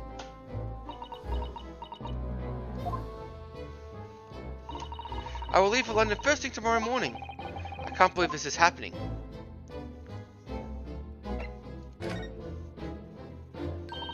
So Gina's been charged. She'll have to appear in court. Yes, she is firmly charged a few hours ago, and the date of the trial is set for tomorrow. No, not even 24 hours later. Gina! Ah! The lesbian girl! The murder of the broker Poncho, yes? An all too transparent case. People was clearly disturbed mid-robbery and shot the man in a panic.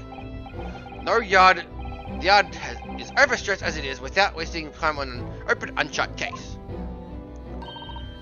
It's always a time, Guinea. You would never do something like that. Who the fuck are you, little girl? Mr. Naruto. Yes, that's what you're talking about. In your defense of your fine services today, I shall overlook the young girl's insolence.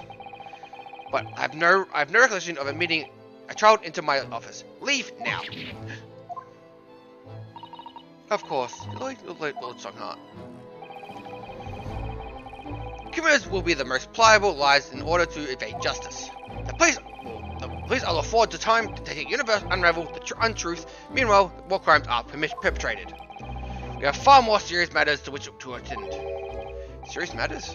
Did you guys mention something like that yesterday? Yes, Inspector Grayson made a similar remark yesterday. It's no concern of yours, although I'm sure you need to mind you of that. Get out of my office. Now. Release the birds. 3 minutes to me. You must excuse me. There's just one more thing, Lord Songhart. Which is? It's Miss Leonard's trial. I wonder if I might permit me to defend her. Tell me suggestion. Sorry. The girl currently has no representation. But, that's not fair. Yes, she may be pickpocket, but she still deserves a fair trial. Do not misunderstand me, young lady. The government provides those poor to afford representation to public defender. The accused need only sign relevant paperwork and the defendant's barrister is assigned to the case. However, the young girl's question refused the right. Why would she do that? Why would she do that? The question would have to well to direct to Miss Lonsday. You'll find her at the local prison. Yes, thank you. I already asked you. This is not information. Now then, it's time I be leaving. Good day to you. What a day. You get charged with murder. So her son's about to leave. And I've become a father of a 10-year-old girl. Come, Mr. Nardo. Miss Iris, you must take haste. But, Susie, you're leaving for Japan tomorrow morning, aren't you? Don't you have to pack the things to do? As prisoner, just so this isn't my personal circumstances and no consequences. My sole purpose is to remain to help you whenever I may can. Thank you, Mr. Senator. With a very pensive look. I think we ought to visit Gina first. In any case, we should like to wish her well before I leave. Yes, that's like a good idea. Let's go. If I'm honest, it's completely throwing me off. I just have to do what I can. As a lawyer! I should lawyer the fuck out of this. Lawyered. Back to prison again.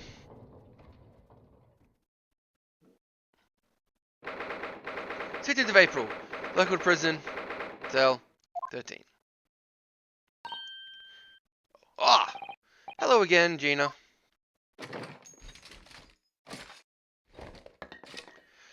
Where are you gonna run to? You're in a prison cell. Shoot me all you want. You can't get away. Why are you here for now? To have a muzzle that muzzle of that grenade just shoved in your face yet again, obviously.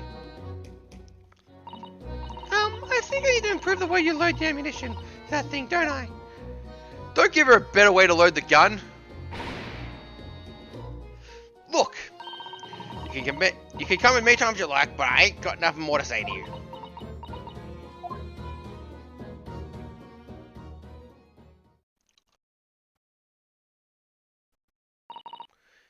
Gina, I wonder if you might be hearing me out. There's something I'd like to say. What? I'm sorry to say that I must reluctantly bid you farewell. Eh? Farewell? Tomorrow I must begin my journey back home to Japan. I fear I may never meet again. Oh, right. I have had pleasure meeting you, so many lovely people in London, so I may have wonderful memories. And yet, as things stand now, it'll be the glum parting indeed. Poor Iris is so miserable. Susie! Well, ain't my business. Both Iris and Mizuno believe in your innocence, Gina. We've put their faith in you. But somehow I find it hard to put your faith in them. Yeah, that's right, I can't. What of it? That grieved me greatly to say goodbye to my friends, but so clearly unhappy. Because of you. What? My fault? Yes. I have one final question for you, Gina. Before your paths never cross again. Right here and now. I want you to show both of them that you don't deserve the faith they invested in you. Ah! Only by doing that, you will truly be alone as you claim to be. What are you talking about? What do you expect me to do, huh? You never told us that everyone lies.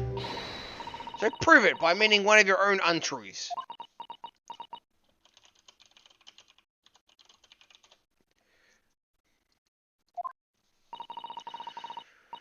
What did you say before? What did you say before, Genie? You said that an unforgivable lie? You must tell us the truth now. That's my last request before I leave. My last request is a judicial assistant. No, I can't. Whatever these lies are, they're obviously weighing very heavily on Gina's mind. Gina, I could be wrong, but there's something to do with that happened 2 months ago. Something about that trial. What? The one in which Miss Mangangus was acquitted.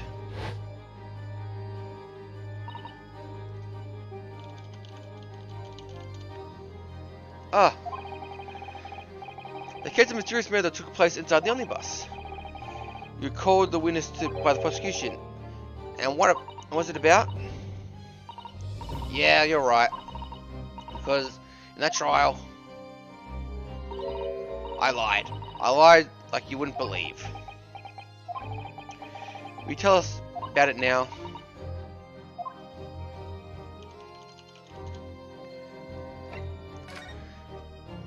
Trial 2 months ago.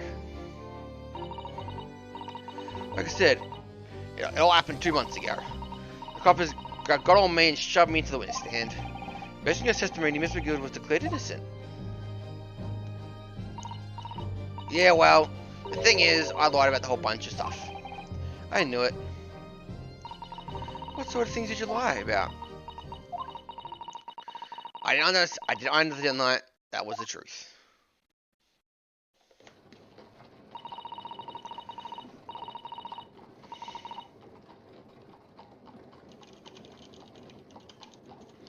It was pitch black in the little cubby hole. I couldn't see a thing, and then thud. I heard a loud thud like someone had fallen on the floor. That's when Miss McGill discovered you. Yeah.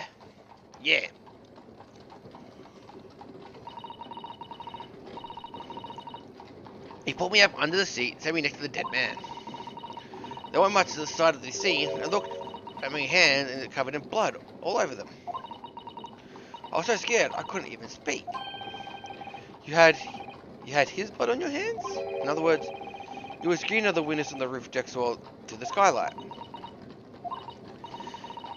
Then Mr. Goody started to ask you questions, I suppose. Who were you? Why were you hiding under the seat? Yeah, he did. Only, that's not all. What do you mean? I mean, he threatened me. Threatened you how? He made me swear about what I'd seen and what I'd heard. And about And about what was going to happen after the Cobra found dead. He made me swear that I wouldn't tell no one about any of it. If I did, he said he'd let me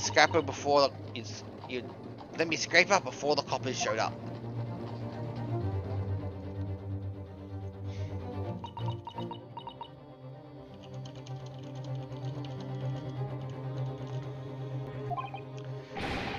Gina, you must tell us what you swore to secrecy about. What you saw, what you heard, everything.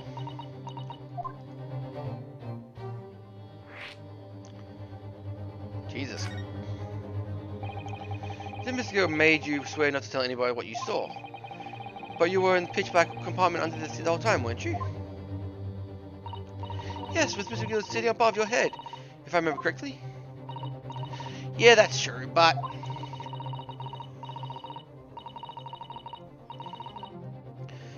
it was when I heard the loud thud of the car lit in the floor.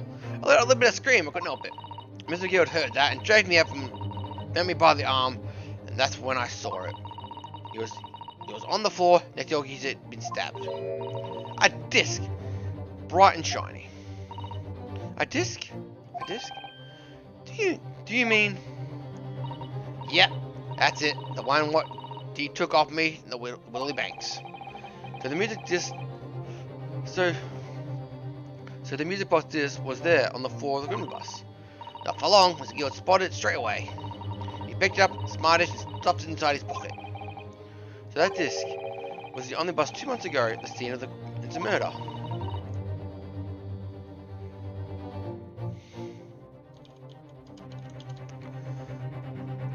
And he Boulder told me. I went to mutter a word of not one.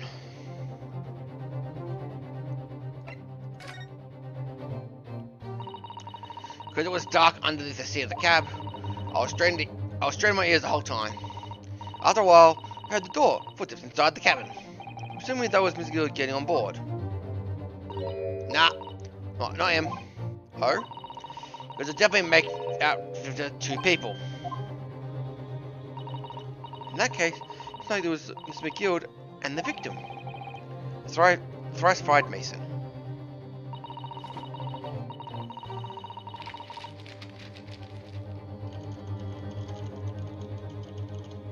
His testimony during the trial, Mr. McGill claimed he slept during the carriage ride.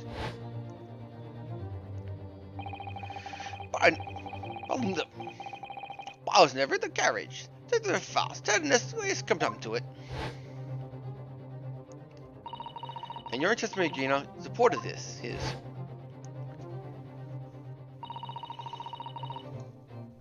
I couldn't hear the horseman snoring.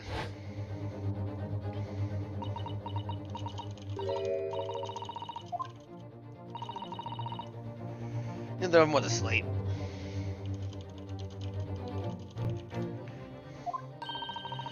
Look, I could hear him talking the whole time in low voices. What? What were they talking about? Sorry, I don't know. The sound always was a bit too loud. It still tells us something. Mr. Guild and the victim knew each other. Mr. Guild was lying as I suspected.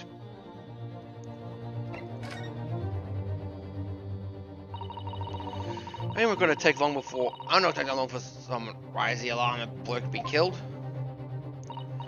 Yes, you were quite right. The other passengers on the deck noticed very quickly. So when the cab came to stop, Bill told me I'd hide back under the seat again. He climbed in and waited. The two carried up from the ran off to get the coppers. Yes, fair play and Mr. Faust. Right. And after they're gone, Mr. Good asked me to drive it to do me a favor. A favor? Now then, fella, I need you to do is take this coat of mine and deposit it nearby a pawnbroker. And for your troubles, let's see now. I'll give you 10 genies. Nearby pawnbroker, you mean Baker Street? Yep, you got it. It was Woody Breaks. The coachee snapped up the money and ran off the pop of the coach fast as he could. So then, when no one was left in the carriage, Mr. Gill opened the box under the seat and let me get out of there. No, without a wicked condition.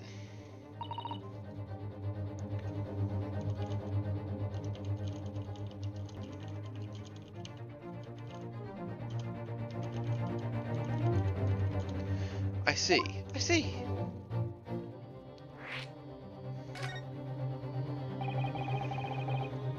What were Mr. McGill's conditions then?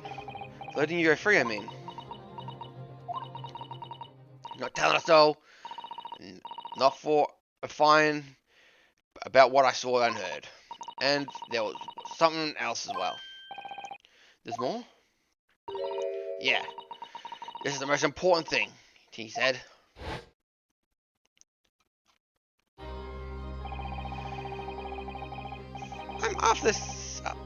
I'm after sending a coachman to do an errand for me, and some small change over his hand. Now then, you did hear what I asked of him, didn't you? Didn't see I telling you at all. You asked him to pop it. You asked him to pop your weasel, right? Aye. The first thing taken over could deposit within the pawnbroker's hereabouts. And I want you to at last take the redemption ticket for it. Do you understand? What? Where would I have me to ticket. That's right. I'll come to fetch it from you later. So I mean, within the next 2 months. You're hanging on to it until then. Is that clear? And whatever you do, do not lose it. Alright then. And in case I might happen to be delayed at all, you have to go to the pawnbroker shop, winter break so it's and extend the loan for 2 months is up. If you forget, the article will be forfeited and any unforeseen could come along and buy it. Yeah? But I ain't got that kind of brass. It's £5. That'd be enough. We understand each other, lass. Don't try anything funny now. If you go against me, yeah, I get it. Good. Now one more thing. In a few days from now, I'll be visited by the police, I have no doubt. The coppers? Aye. They'll come asking if you take the stand in the court to justify as a witness. So just let me have a wee bit shit about that, shall we? What I want is smart to say what I really want.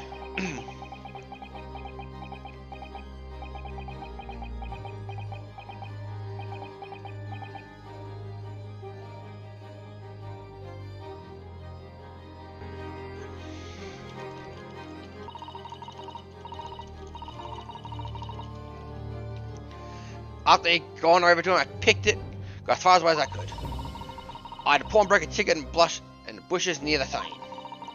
I went to fetch it the next day once it got dark. Mr. News planned it, and Constantine giving the false testimony.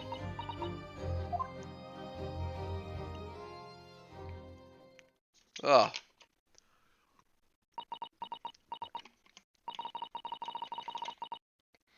I bet you're ready to string me up, eh? I lied in that big old courtroom. I told the conkers. The thing is, he said he would make it where we couldn't live in the East End anymore. That's what he threatened me with. What a wicked man. I knew everything what would end up back in the slums. He knew he had one old look after us. He was always just looking out for each other, getting by together. So you mean Mr. McGill would have... In a heartbeat, he could have tested a lot of us out if he wanted. And when we couldn't have... Where we have gone, huh? Nowhere, that's where. So, I didn't have much choice. Thank you, Gina, for telling us everything. But, I'm for it now, huh? Go on, admit it. You must be livid. Well, you can make amends by doing one simple favour. A favour? What? Sign the representing papers for tomorrow's trial. Eh? If you don't actually want me to represent you in court, I can rip it up later. But we need the paperwork so we can investigate. The police won't let us. Investigate what? The scene of the incident last night, Mr. Jones was shot, you see. You what? Haley's having a big operation right now, Greenie. Is it bad? Is it gonna be alright? Shrooms, he's gonna be alright, right? That's why I want to investigate, for Mr. Sholmes' sake, as much as anything. Right. So what you're saying, if I sign that little paper, everyone is happy, is that it? Something like that. Mr. Siniso? Yes, of course. Yes, of course. I have the representative papers right here.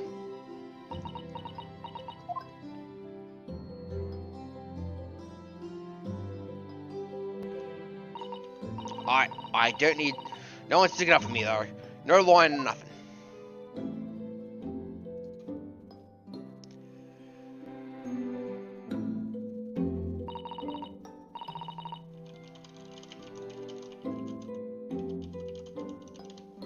Poor Goonie.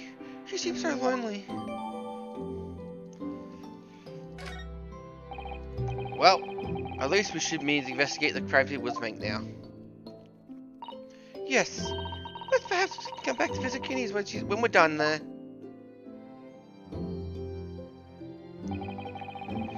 It feels like a final cracked unit has opened up at last. And now with representation papers, no one knows just what responsibility that is. Anyway, for now it means Inspector Ghosty can't stop us from guessing Wilson Banks. Although something tells me he's not going to be happy about it. Just fuck him. Wait, another break?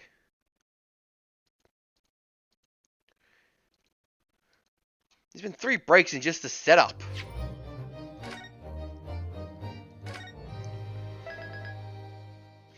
Investigation Part 4.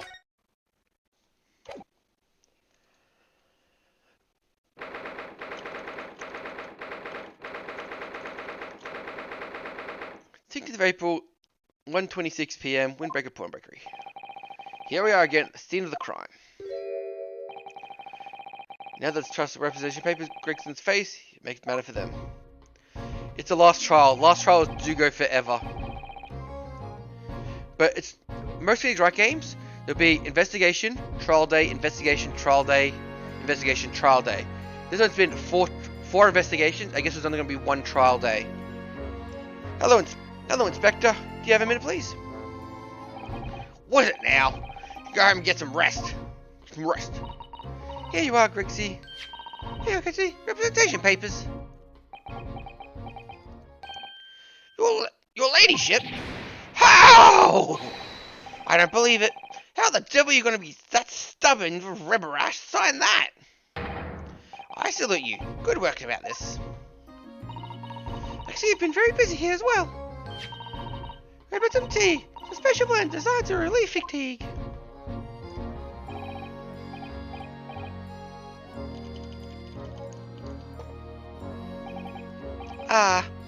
Lovely. Just to see how. Yes. I hardly feel tired at all. Affair the fiddle, your ladyship. You would have thought alright to investigate the scene of the crime then? Do as you please. You know where it happened? Although the door behind the counter. Yes, the storeroom. That's where I discovered Miss Woodenbank and Gina. Alright, I'll be getting back to the business then. You've been investigating the storeroom as well, Inspector? If I'm perfectly honest, we wrap things up before long. Can't afford to spend too much time on it. But there's so many articles to go through, I'm taking forever, even with the lads working around the clock. Which is a problem, because another case the other needs investigated urgently. Obviously Lord Strongheart's been by far more serious matters before. So what you're saying is, don't get under my feet, sunshine. Come on then. Let's not waste time.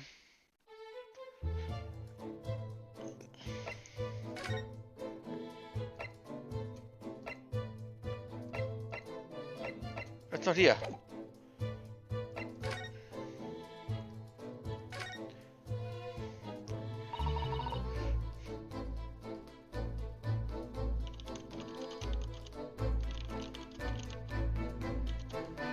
Behind that door. Behind that door. It's a storm, isn't it? What's Gregory said?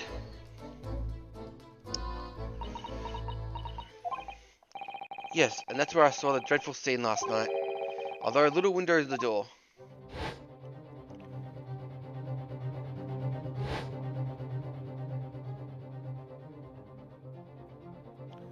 Let me in! Let me in! Ah! Kick the door down!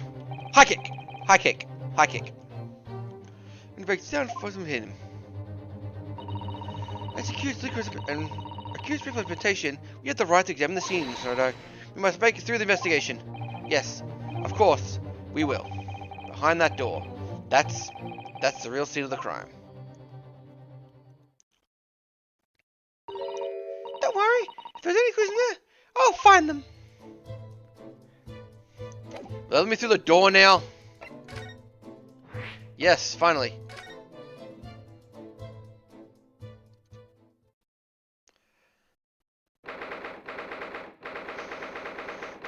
It appears someone killed the abominable snowman. Poor Iris. She cleaned up completely. Iris is bound to find it difficult. After all, Mr. Woodenbank's life was taken from the very room last night.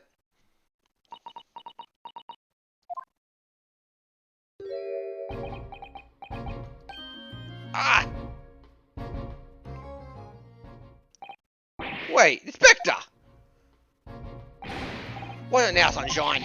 You took one look at me and tried to run away. You think an inspector would have run away? For someone who jumped up a little defense lawyer like you, do you?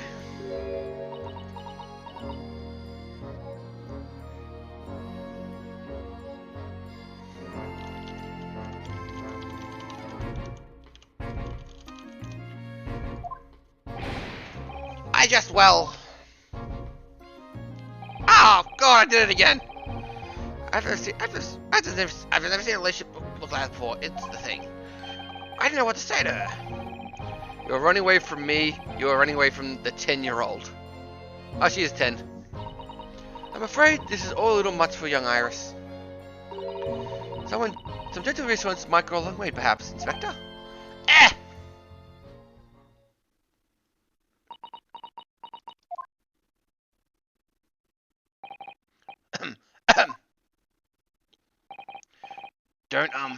Don't show yourself unduly, Lord Ladyship.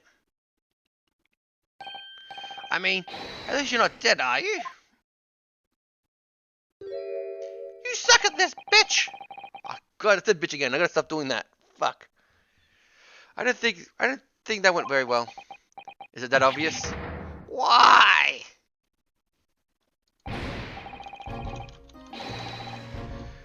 I'm in the middle of an investigation here, Sunshine. I told you not to get under my feet. We have investigated ourselves. Yes. I'd like to hear more about what the socially inept inspector has to say. Oh, Hurley.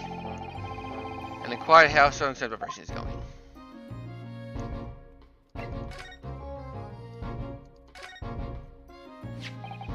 This is a revolver. A real one. It's quite possibly the murder weapon used by the Windbreaker's wife. What's the matter, Susie? Don't run nice. Look about to faint. Well, it's just that I've never really seen a gun in the flesh. And I've had issues with guns in the past. But anyway, I saw Windbreaks with this yesterday, didn't we? Oh, real quick! Oh, I just have to protect my own life. Actually, the same gun. And last night, when I looked through the spy hole of the door of the storeroom,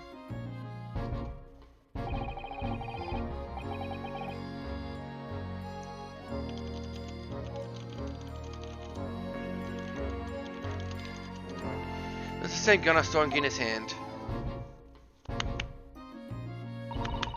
Mr. Winnibex told us to only have a single bolt loaded in the revolver, didn't he? Well, it's empty now. The one and only bullet has been the gun has been fired. So you can fairly certain that a single shot was fired from the revolver. Who's about to finish the body with chalk outline?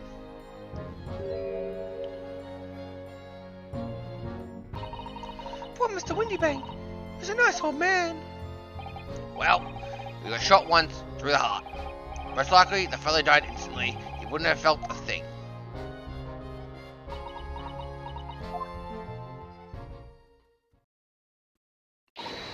Aha! I may able to help with that. What? There's nothing in the side of blood. To get blood popping there, right? I have a feeling I'm not as bloody-minded as you, Iris. I'm afraid the sight of the blood makes my blood run cold. Well, there you have it. You see, when it comes to blood, we're all different types. Yes, what a scientific observation.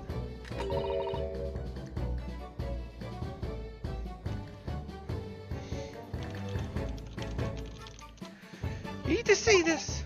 Oh, that scary-looking thing? It's a gun. It works like this. Ah, you shot me! Your ladyship! You're a wonderful shot! Good going! I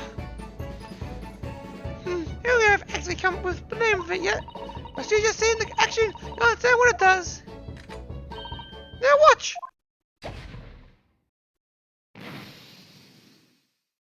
It contaminates crime scenes? Oh, it shows blood. Oh, look at the blood stain. It changed. There, this makes sense now. Yes, I think I'm starting to understand.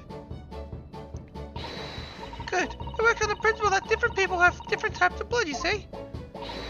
Yes, how wonderful. Chemical fires are combined with the blood and makes it change color. You can define whose blood it is by looking at it in a flash.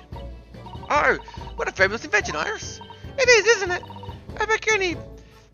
She said it's bleeding great. So whose blood we're looking at then? Must be Mr. Windybank's blood. Yes, this is where the shots are. There can't be any question of that. This could turn out to be a very valuable clue. Still, we must take note of it. So if it turns blue, it's his blood.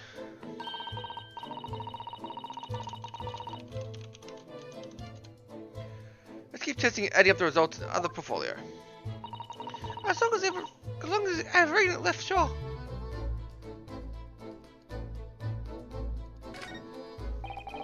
Out of all the articles in the storeroom, this is the most only thing that shows any sign of being ransacked. Ah! That's it! That's Iris! That's the box! That's the box file my math can be kept in! Oh! Oh, it's an unpublished story. The Hound of the Bursting Vials. Surely it's not all this. Sorry, Iris. You asked me. He sold it. Without telling you.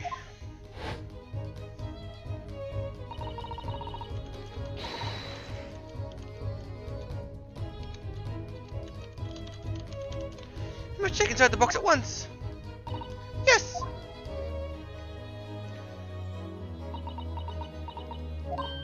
Ah! It was there. Our story was there. Really? It was? Well, that's good news. That's good news, isn't it, Iris? Yes. I mean, of course I believe Haley say it's a positive here, but still. You don't actually see it. Really? Because that's not a very well hidden frown. Iris magic has been entered into the court record.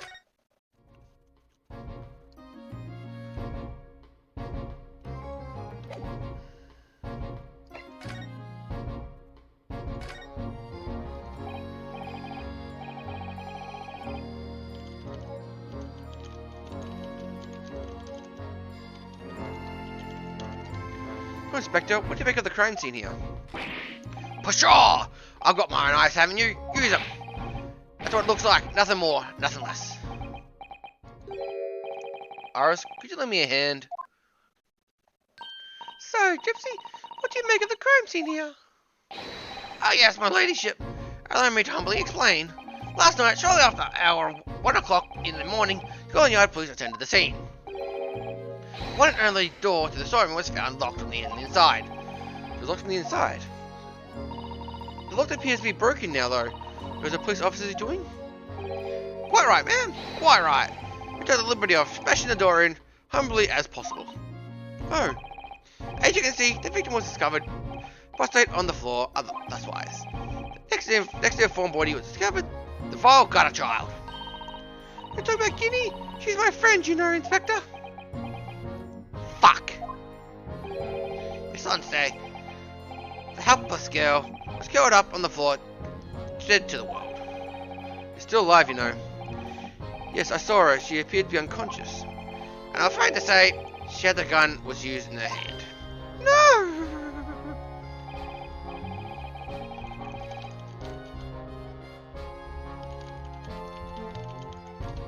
Presumably the gun is still down there on the floor now.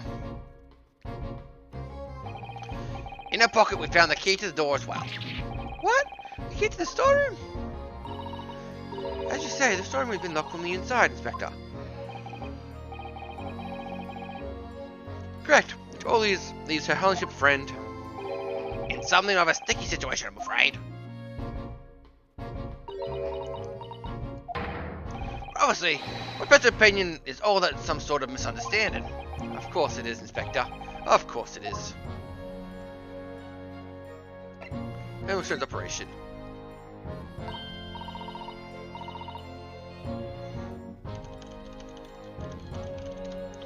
Grexy, do you know anything about Hurley? Operation finished? Is Hurley alright? Is he? The thing is, No mince words, Inspector, please. You don't mean to say that Mr. Shrooms is... no, operation is done and dusted. It's just that, well, on with it. Ah! Yes, ma'am.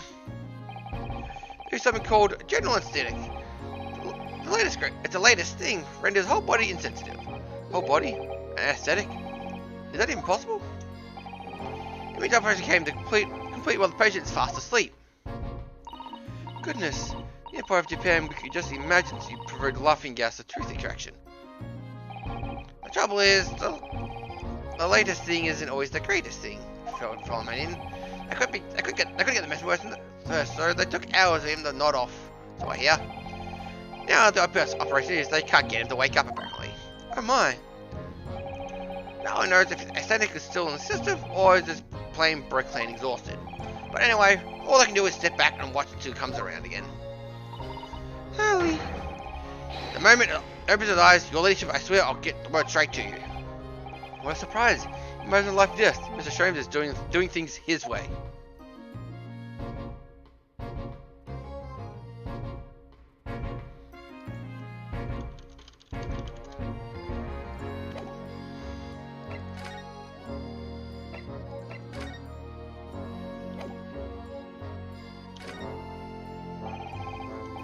Could you give me a opinion about this, do you think?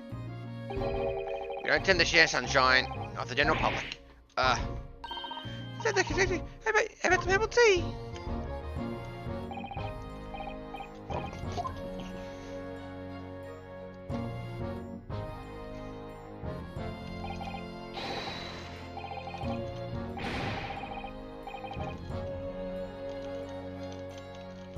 Ah, lovely, very much. Thank you for your ladyship. Am I staring at the tea then?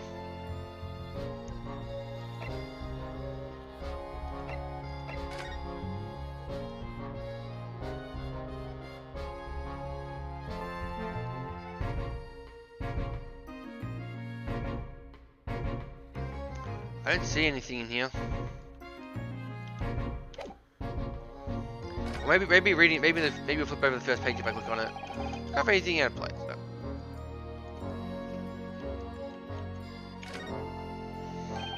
The Hound of the of the Baskervilles. Perhaps just I know the exact title of this unpublished story. First, I have to wait until she's ready to explain. Read it to me. I'm so sorry.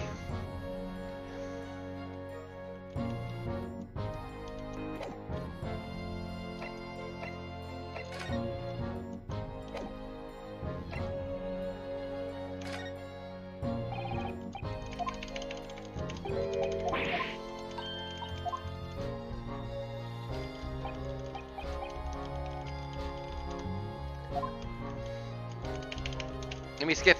Let me skip.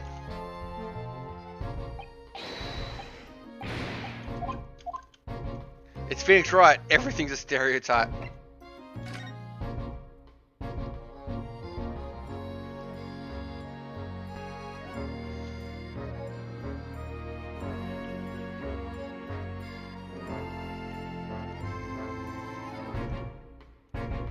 Wait.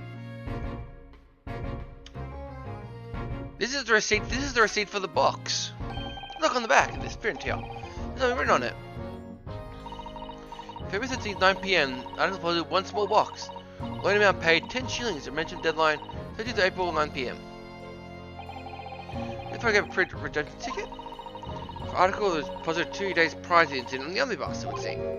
Yes, a small box. That doesn't tell us much about it, does it? That's a container of valuable mementos.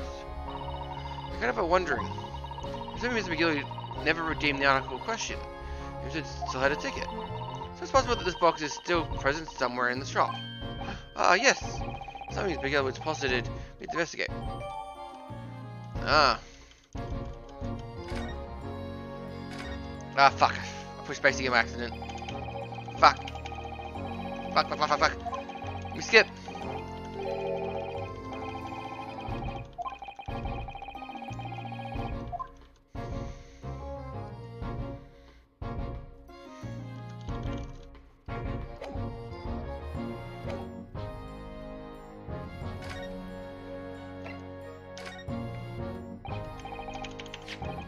What do you make of this? What do you have here? A redemption ticket for an article deposited here? What is it? Looks like something ran out of office stationery and wrote the ticket somewhere in paper he has. Yes, that's a ticket for Miss McGill's overcoat. The one the little driver turned up in yesterday. Oh, actually, no, it's not. Really? Think you know better than me, do ya? No, I didn't mean, Who knows right, Gregsy? Isn't the same ticket? Of course it isn't. Of course it isn't. I never doubted you, your ladyship. So, what's it all about then? I might find it bold to ask. This is a second ticket. A second one? it seems Mr. McGilly, in fact, had another article storage in Wilson's bank. Is that right? As we discuss this further with the inspector, Naruto. Oh good, because I never stayed here to talk with.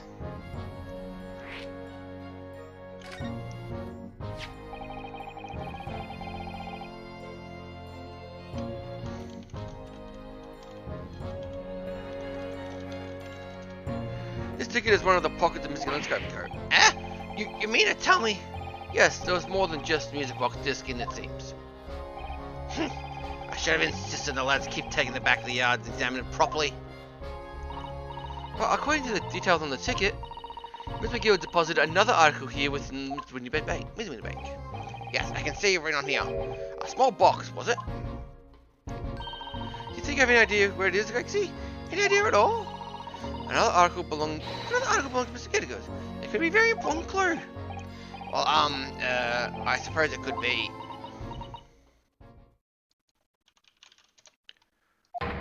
Please, stop looking at me with those big turquoise eyes that's full of hope and expectations.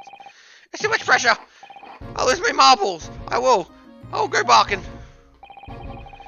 This is no time for dog impression, Inspector. That's enough to awesome news, Sunshine. There's one thing that springs to mind. According to the ticket, the redemption deadline is already passed, isn't it? Oh yes, of course. Articles are only held for 2 months. So the small box will no longer be here then. That's right. It'll be forfeited. Which means it could be on the shelves in the front of the shop, where the forfeited seem to items offered for sale. Yes, that's shelves in front. Must you search them at once. You're wasting your time. Oh? There are dozens of little boxes out there, hundreds even. Can't possibly know which one might have been misregards. First, it's not written in the ledger. Ah. Well, I think we should at least have a look, just in case. Of course, your ladyship, of course. You're very sensible of you, I'm sure. This is getting old.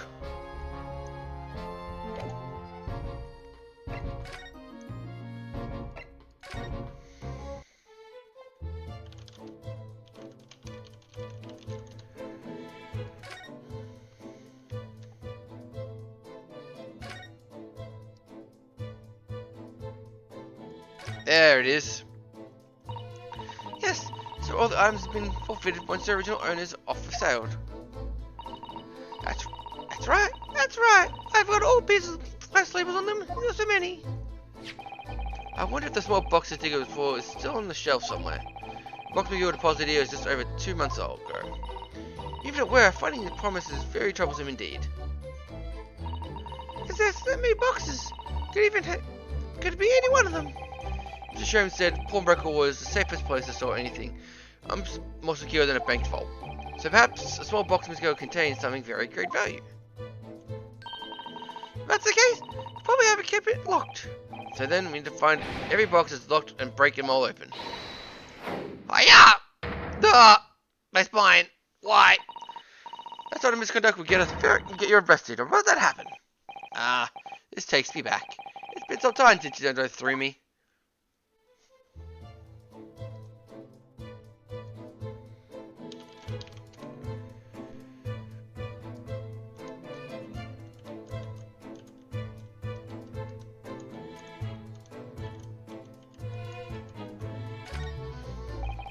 Police are scaring every inch of this place, by the looks of it.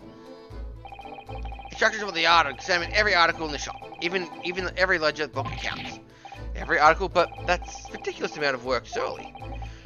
Oi, we've been at it ever since the shop was cleared of crime scene. Early hours. We're stuffing through the shifts at least, but still. We're still working through the night, I'm sure even barley's touched the surface. Crime and the pawnbrokers must be very policeman's worst nightmare. Every copper's worst nightmare, you know. A crime and the pawnbrokers. Jesus Christ! Oh, look here. Oh yes, it's a bullet hole. You can see the bullet's lodged into the wall. Assuming Mr. Newberg wasn't practicing with his resolve in spare time. Is that the bullet that shot Mr. Sholmes? Ah, well. Mr. Sholmes is a practice drawing room if he can. He's very petulant like that. Sorry? It's only adventures of Sherlock Sholmes, you know. That's right, isn't it right, Iris? Ah! I did write something like that, didn't I? Partly in jest, perhaps. In jest? Well, he doesn't do that very often. It's quite dangerous pastime. He doesn't do it often? You should do it once. Forget it now. Let's examine the bullet. What's that around the bullet hole? It's blood? Suspicious red stain in this calendar. Ah! That's where I come in. Oh, right. Blood crest, same color as a sample from the storeroom. We know it's Mr. Wilson's blood.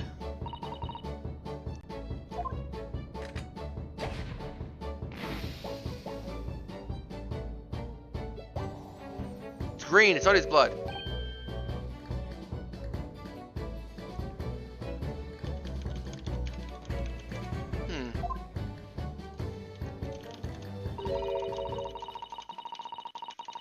It's completely different color than when he makes certain analysis. It just goes to show you. Things don't always according to plan, do they? Nevertheless, we must add this as a sample to the results of the blood analysis.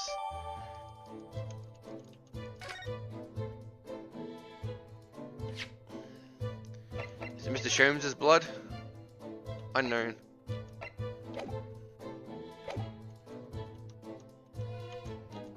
I mean this one? I'm pretty sure this contention was here yesterday as well. Here we are, although I'm not confident I can get closer again. Oh, yes. That's a folding stereoscope. Really? What's a stereoscope? Mr. Sholmes showed a picture of it yesterday. They were supposed to be able to take 3 dimensions. But if he used the great deal contraption over there. Well, that's for using public houses, places like that. It's counts all sorts of pictures inside. But still, I think it's much simpler design for use in the home. There's a special shop selling prints you can use in there. I have a little collection of myself. I wonder if I could make money out of these in Japan. It would be keeping the toilet sparkling clean anyway.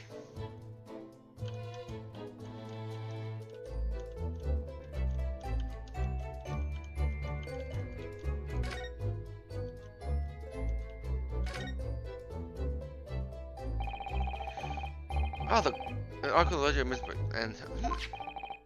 what's this? Looks like there's someone left a little photographic print behind. Oh, look, at the back. There's something written. Hi there. Oh, here's Susie. Show us.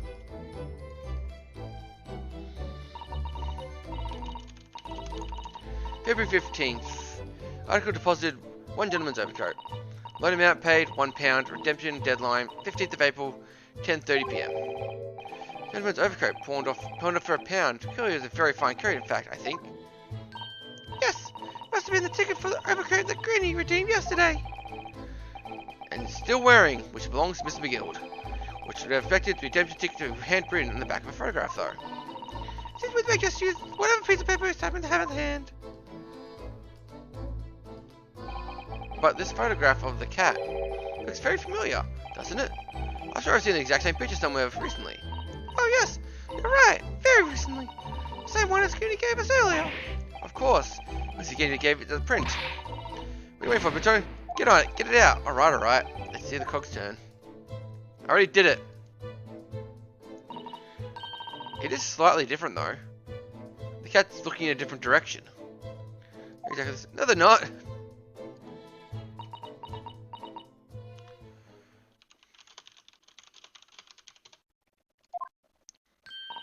Hey, I've got it. These are photographs.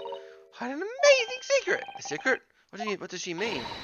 Must tell us, Iris, at once. Do you really? Oh, they're two different. You put them as stereoscope and you see it. Oh yes, we need to tell. I think I panned over that one.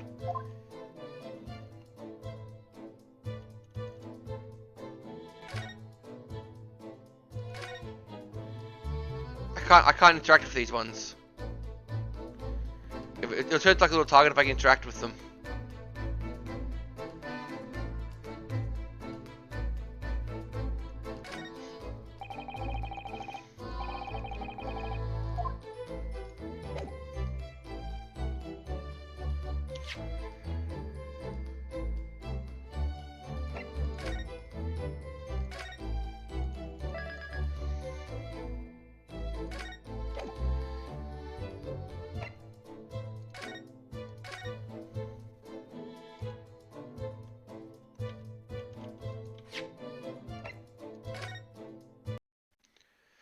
Well then, it's hitting 12 o'clock. I'm tired and my throat's a bit sore, so I'm gonna call it there for tonight. Tomorrow we will probably finish the investigation and move on to the final case inside the courtroom. Hope you'll join me for the conclusion of this game tomorrow, hopefully. And I'll see you all next time. Have a good night. See ya.